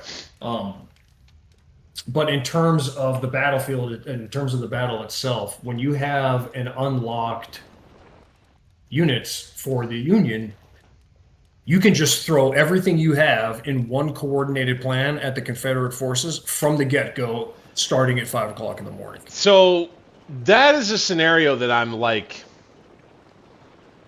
you can't lose. I've seen that one. Mm-hmm. You kind of But can't it lose, really- right? It really highlights how the command and control problems at Antietam contributed to the Confederate tactical victory, Lee's defense, right? Because if the Army of the Potomac on that battlefield had been able to coordinate the entire attack across the whole front of the line at the same time with all that pressure, I mean, Lee cannot win that battle. Now, for the sake of argument, we're talking about Antietam while Gettysburg's in front of us right now, but I don't care. I don't know if Burnside would have ever been able to do much better than he did on his end. And so the idea that McClellan's army would have whole hog been able to put enough pressure on both flanks of Lee's army to crush it before noon, I'm not quite sure about that. But that scenario certainly gives you the opportunity to do exactly that, and I think that it's pretty damn doable in game. Well, I think under the right officers, which the Union didn't have at that battle, with the exception of a few really good ones, right? But under the right officers, with a good coordinated battle plan that starts from the get-go early in the morning, Lee is not winning that battle. I agree. Hooker and Mansfield both go after the Dunkerchurch area at the same time. I mean, it's kind of it's a done deal before lunch, I would say, most likely. It's done. I remember when I played the long 11-hour scenario. Again, I like everything is unlocked, right? I had the Confederate Army beat by 11:30. So there you go. I mean, you're past the cornfield, you're past Dunker Church because here's what someone considered to be the drawback. Although it gives you more time to use the First Corps artillery to just pound away at the Confederate left, is the Antietam 11-hour playthrough is the Union. If you have to wait, you can't step off at dawn with Hooker. No. If you have to wait for Mansfield to come up. Yeah. And so even in my case, I was shifting troops around. I was using the extra time that I had to shift troops around to the positions that I wanted them to be, so that I could enact the battle plan that I wanted to enact. Right. Yeah. I used the extra time for that. And I knew I had it because the light division doesn't show up until closer to evening. Right. Ooh, okay. We got Rebs pushing through the wheat field over there. Yep. Cool. So there's a little bit of 20/20 hindsight in that. Right. All right. We've got... Yep. I'm going to send Brooke in on the right into the woods there. You're going to have to deploy before me. You're going to have to deploy the rest of the division before me because I'm at the tail of the column. Okay. I'm going to bring Cross into the center. But I will get them into column by division and get ready for maneuver. We're going to send each brigade in kind of double line formations. One of them's going to be in line reinforced. And then you got the Irish Brigade that'll be moving down on the flank. Let's go ahead and just get the Irish Brigade up on these walls right here. Double quick. Oh, that's a large brigade too. Is that the Texans? No, that looks like Anderson. Yes, the Georgians.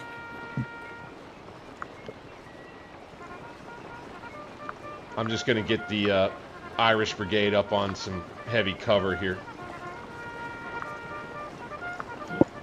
Excuse me.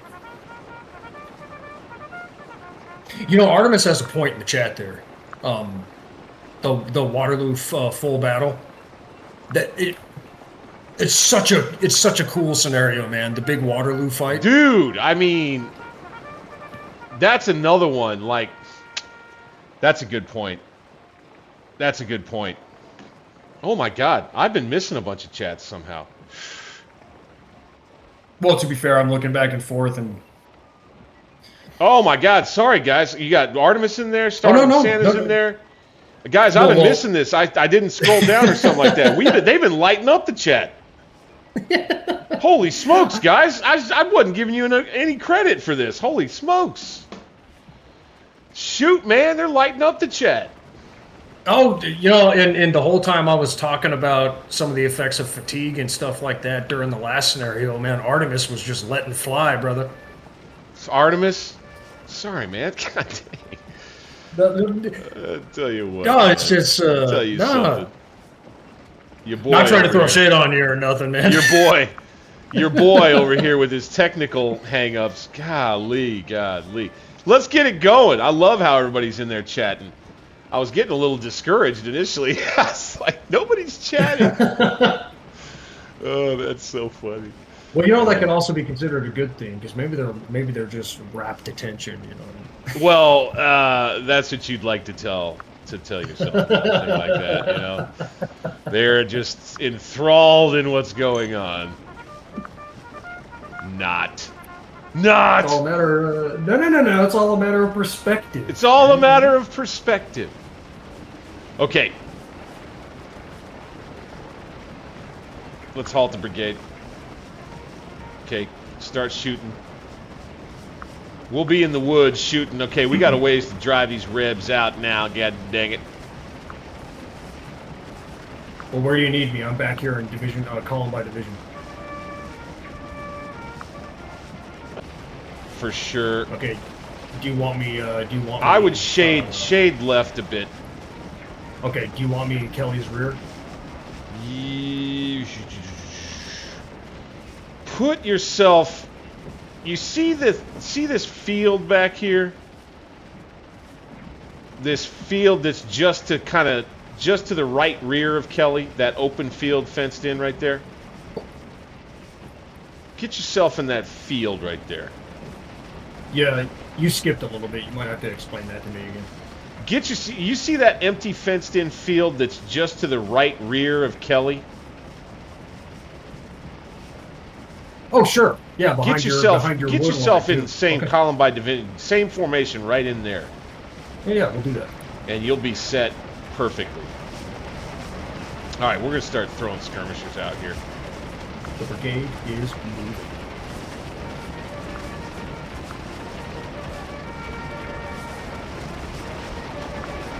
And so you can see, folks, this is something, too, that we're going to, we're keeping kind of casual. I'm not sitting here trying to RP and order my guy around over here. He knows what he's doing. It's just one of those where you're playing in a multiplayer scenario, PvE, or you're PvP with a guy. What I would encourage and what I will encourage if we do this more often is, just have some grace. Have some grace. Understand your guy probably knows what he's doing for the most part. And have some grace. Oh, the algorithm's hooking you up, man. I would like to think so. That's where A Cup came from. Oh yeah? Yeah. Algorithm's hooking you up. Hey boys.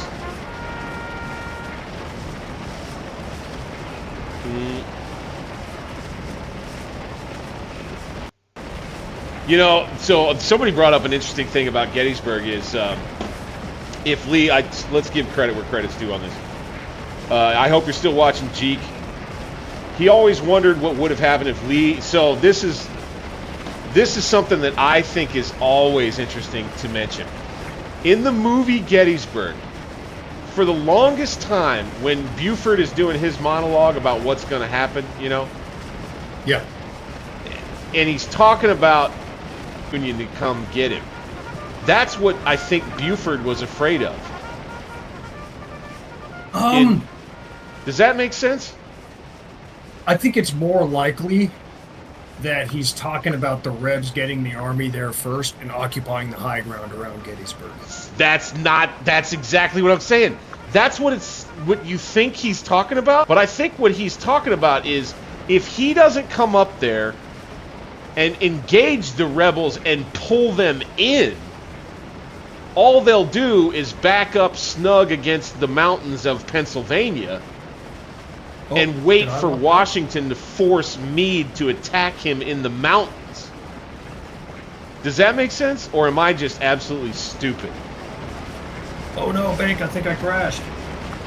Uh-oh. Uh-oh. Are you out? I'm paused. It froze up on me. I'm paused. It froze up on me too. Oh, that'd be why. Okay. Okay, good. It froze up on me too. Are we crashing? No! So, this happens from time to time, folks. This is a little... Oh, we're back! There we go. We're back! Yep, we're back. Okay. We're back. Fantastic. Save.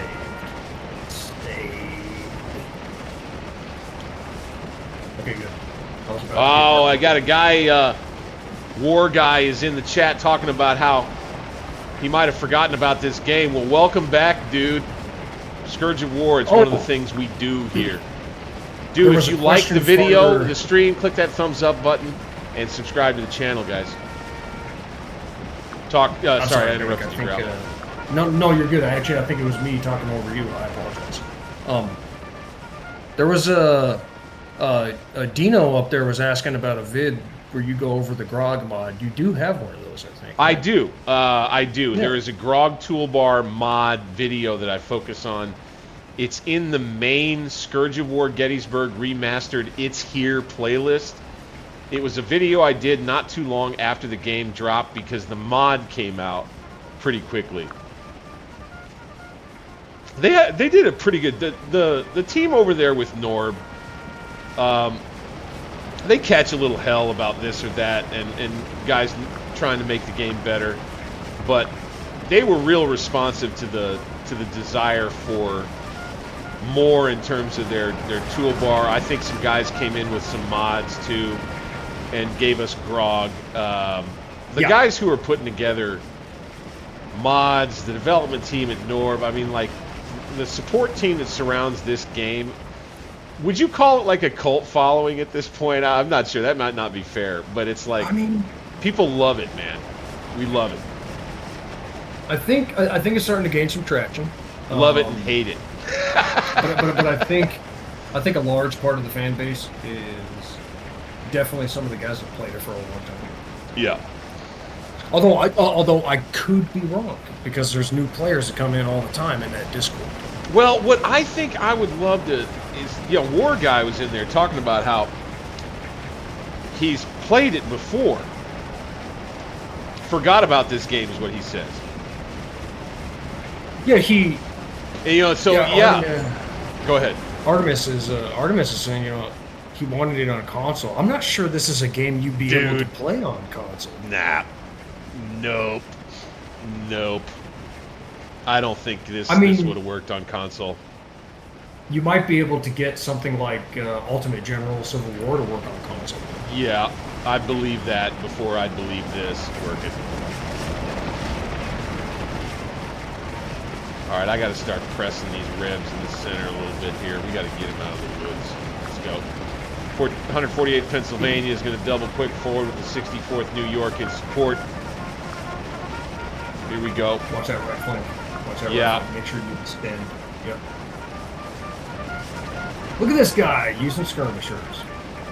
Yes, sir. I'm going to have you using skirmishers. I'm going to have you using skirmishers by default, I promise. I'm going to tell you right now, man, I respect some skirmisher action. I respect it. Especially in the Napoleonics product, but more so now thanks to Grau in the Civil War. Okay, we're pushing them a little bit here in the woods. Here's what I'm going to do. I'm going to keep skirmishers out front. I'm going to give you a little room. I'm going to give you a little room on between Kelly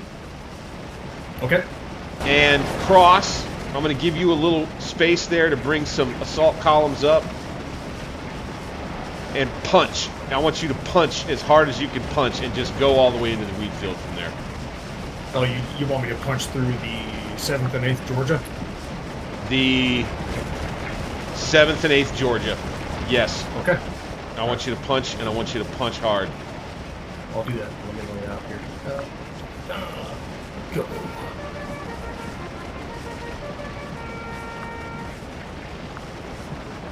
I'm clearing the whole area out for you. I'm just going to leave skirmishers out front. Yep, do you think? Let me get configured here. Ooh, we got a lot coming on the left, too, now. Irish Brigade's going to be on its own hanging tight out here. Wow, these guys need to lay down. As a tip to your dear viewers, when you're about to do a maneuver, make sure you have yourself positioned properly beforehand, so you're not coming in pieces, you're not coming in out of position or at a weird angle. You don't want to go into a movement into an area unless you've got your forces properly deployed beforehand. Yes. So if Bank looks over here at my brigade, he's going to see me laying out my assault columns, my column by division, before I go up. You want to kind of be deployed and then just kind of moving forward to the attack is kind of what you're trying to do a lot of the time. Yep. And I'm preceding it with skirmishers. I want to occupy the terrain with the skirmishers to keep the enemy from pushing on it so I can get into position. And then he's got the ability to bring up his main line infantry behind it, kind of hassle-free. Right. That's the idea. Get on the wall, you dummies. There we go. Now we're on it. We need to bring this regiment down. Kelly's brigade on your left is going to keep up contact long as he can. He might end up having to fold back to the fence and the farm. So you may have a little pressure on your left, but we're going to make a real fight of it in the trestle woods here. That's all right. I'm probably going to put... Oh, I don't want to put the erasers in the fight.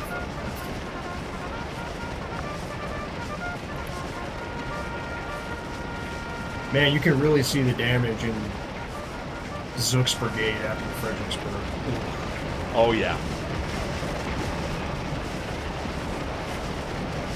Hey, we're doing pretty well in this attack on the 9th Georgia here in the very center. You're going to be coming in there right in time, I believe. If we can break those, if we can crack their center right there, I think we're going to be in pretty good shape. I want to call out Artemis in the chat right there, dude. He's got a really good point. All of ASD life scenarios. Correct. Yeah. That guy's got it. Get out of here. That guy has done such good work. That's an opportunity for me to give a shameless plug right there. If you guys are in watching tonight and you haven't already clicked over in the channel to watch the Stones River playthrough, that is full battle, 14 hours I think it is, or 11. I did in 8 parts.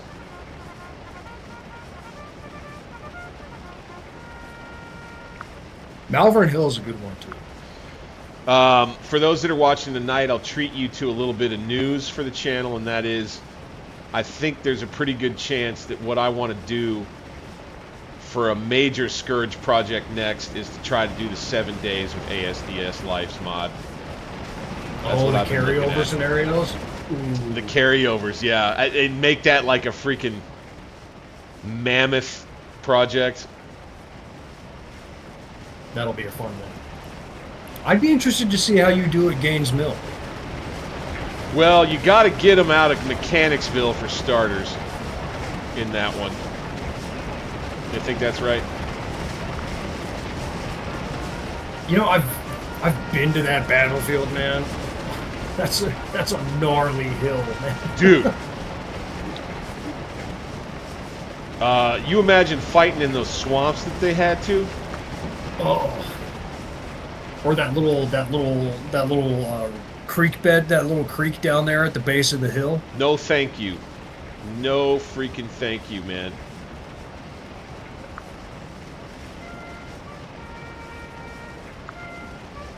Okay, Irish Brigade's going to have to hold steady on the left. It's going to be oh, man. interesting. We're going to have to try to crack their center for sure and then sweep them from there. This could be tough. Ooh. Playing as the Yankees in the Turning Point mod. You know, Bank, I'm actually interested. Oh, shit, the right flank. We're good. We're good. Okay. Kershaw, that's a big brigade, man. I don't know. We're good. Oh, my God. That You see right what I mean? flank. Like Kershaw's coming in on the right flank. Holy smokes. We got problems, bud. We got problems. I might have to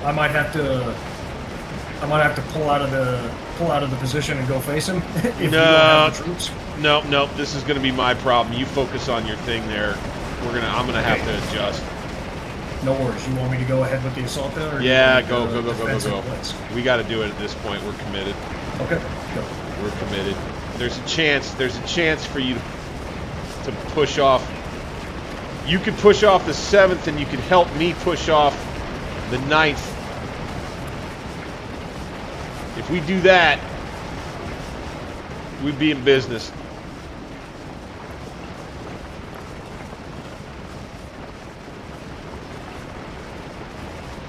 Woo. All right, we're taking more casualties, so we're not doing as hot. Well, to be fair, this is a much tougher fight. Yes, this is. They have more troops with bigger regiments, which means they can have a bigger frontage. Yep.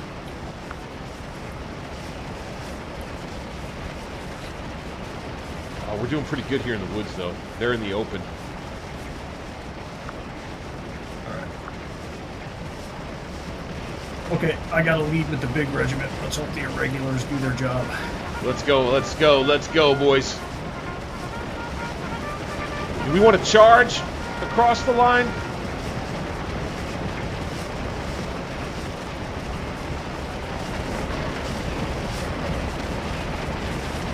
I'm going to advance with the 148th and the 64th. You know, honestly, I'd hold what you got. Honestly, hold Okay, what you got all right. because I'm moving the 52nd New York onto their flank while putting in place the 140th. So I'm going to get some enfilade down the line. Okay. Hey, I got it. So here's where any groggy nut and history nerd has me is I have not seen as many battlefields as I should. Oh, here we go. Man. The You gotta attack up your game, brother. of Zook's brigade underway. Did you take that fence line? And you split off some troops to flank them. That's beautiful, my man. That's there beautiful. they go. Let's push out of here. There they go. Ninth Let's push Georgia out of just here. pulled They run? Yeah, there we go, boys. All right. 148th is going Advance to and come take- forward yeah. on your right. Advance and plug the hole. I'm there.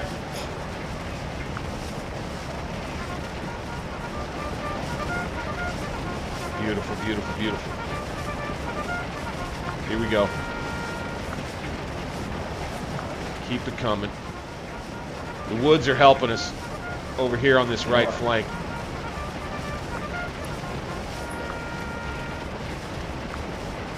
We get out in the open with all these guys, we might find ourselves in a little trouble, but we'll see. Coming up on your get right. away with what I Coming would up do on your is right. what I would do is take a couple of your skirmisher units in the back there and put them Yep. on the flank of the South Carolinians in the field. Yep, yep, yep. Right here. Let's get him in here. Skirmishers, skirmishers, skirmishers. Let's go. Let's get him up. Double time it, boys. Keep these skirmishers busy out here right there, like that. That's fine. I'm going to do a unit of 50 skirmishers. Up here. Stuff's getting exciting. It's a tough engagement out here, man. Don't you dare run, Prince. Don't you dare run. Don't you dare.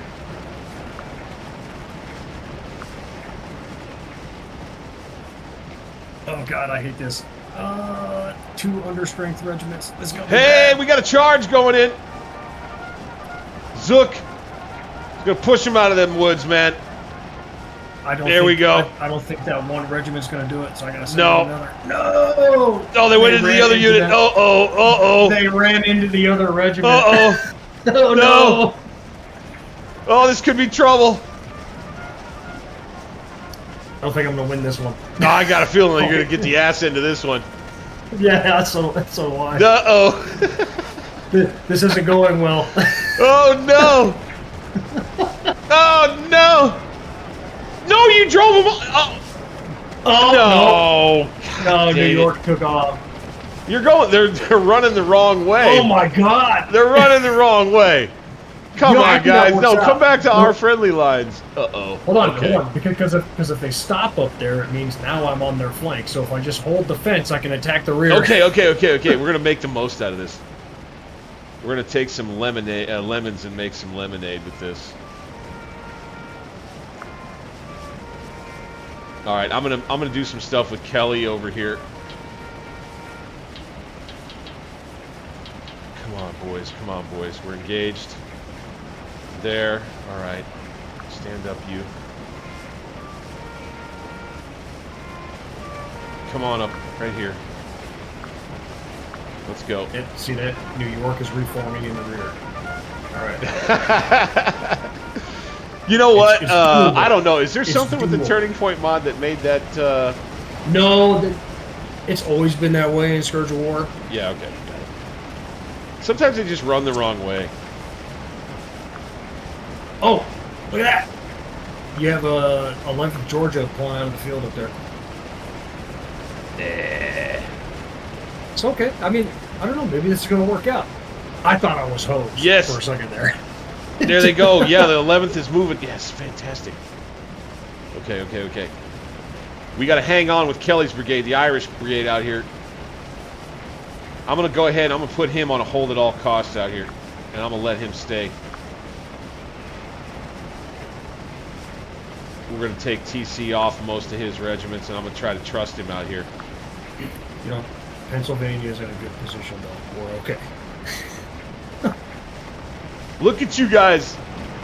Oh my God, we managed to retreat into a flank. That's fantastic.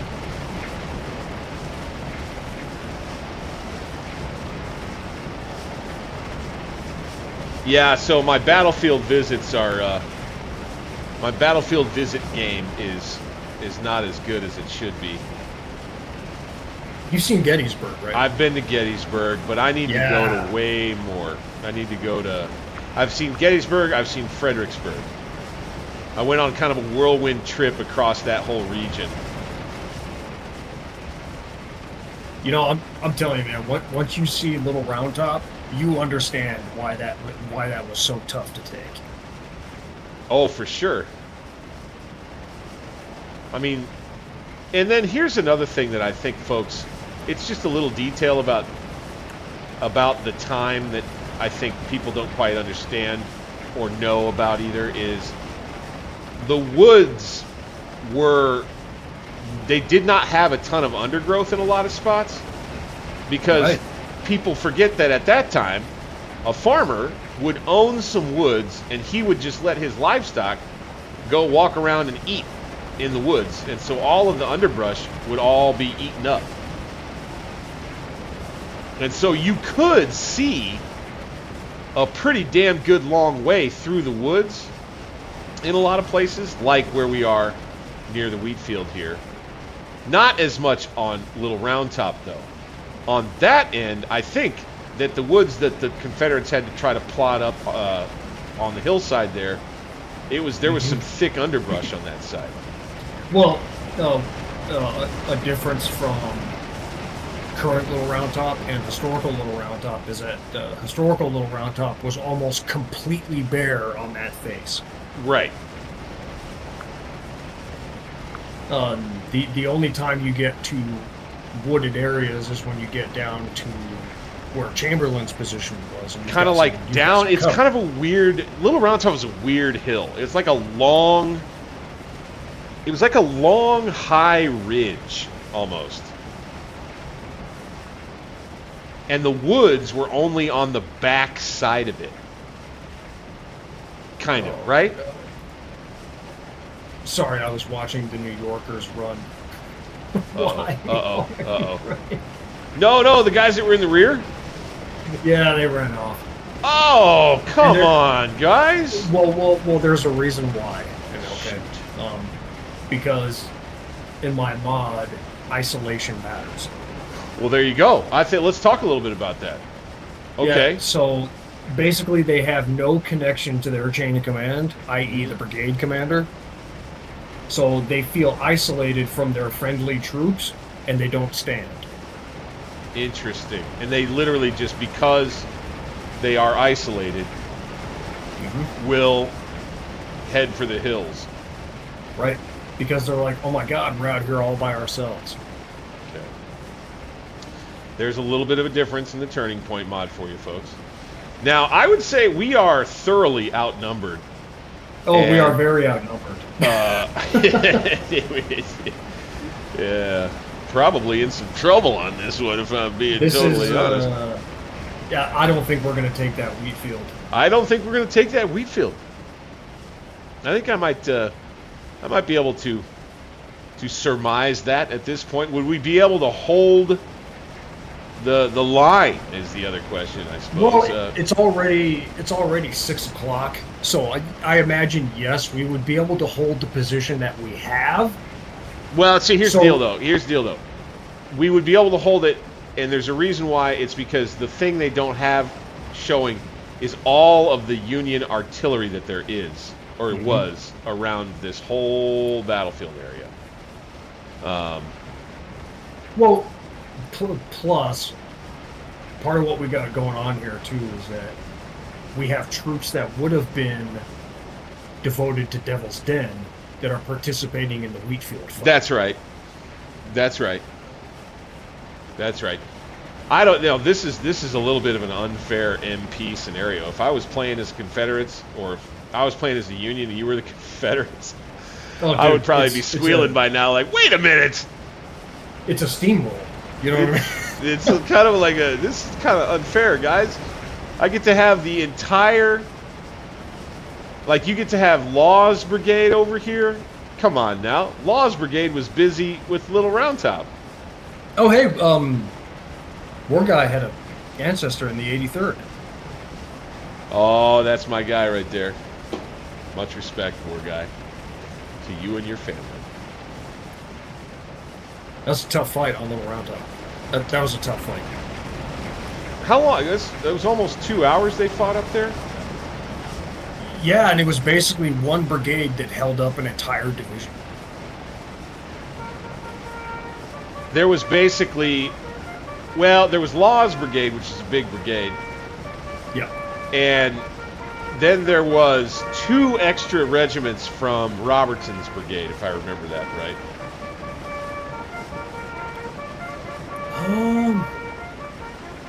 I don't remember. You had the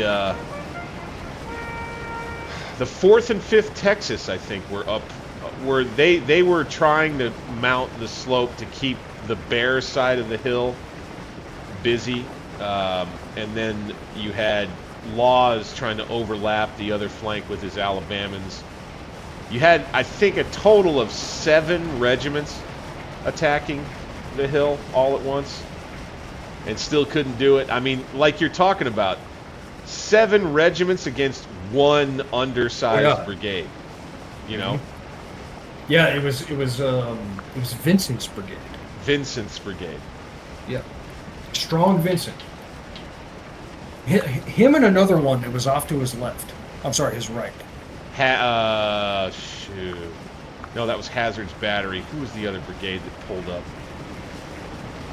I forgot. Yeah, they brought up Hazlitt's brigade.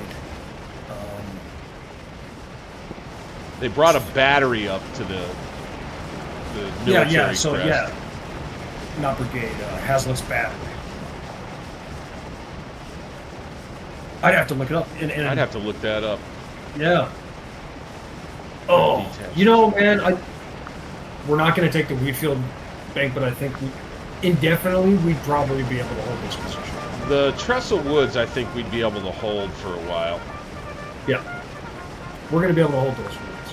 And Pennsylvania is actually holding really well. I'm proud of the Irregulars. Yeah, man. Yeah, man. Look at them in the roadway there. 140th. I am so proud of the Pennsylvanians. Atta baby boys. I could probably start shifting troops over toward the left to try to counter, because Kelly is going to be wrapped up with basically just the 2nd Georgia from Benning over here. We might actually be in decent shape. We can, I mean, honestly, we could probably, I mean, it's basically going to be this for the next hour if we don't change scenarios. I would say you're about right on that. I'd say you're about right on that.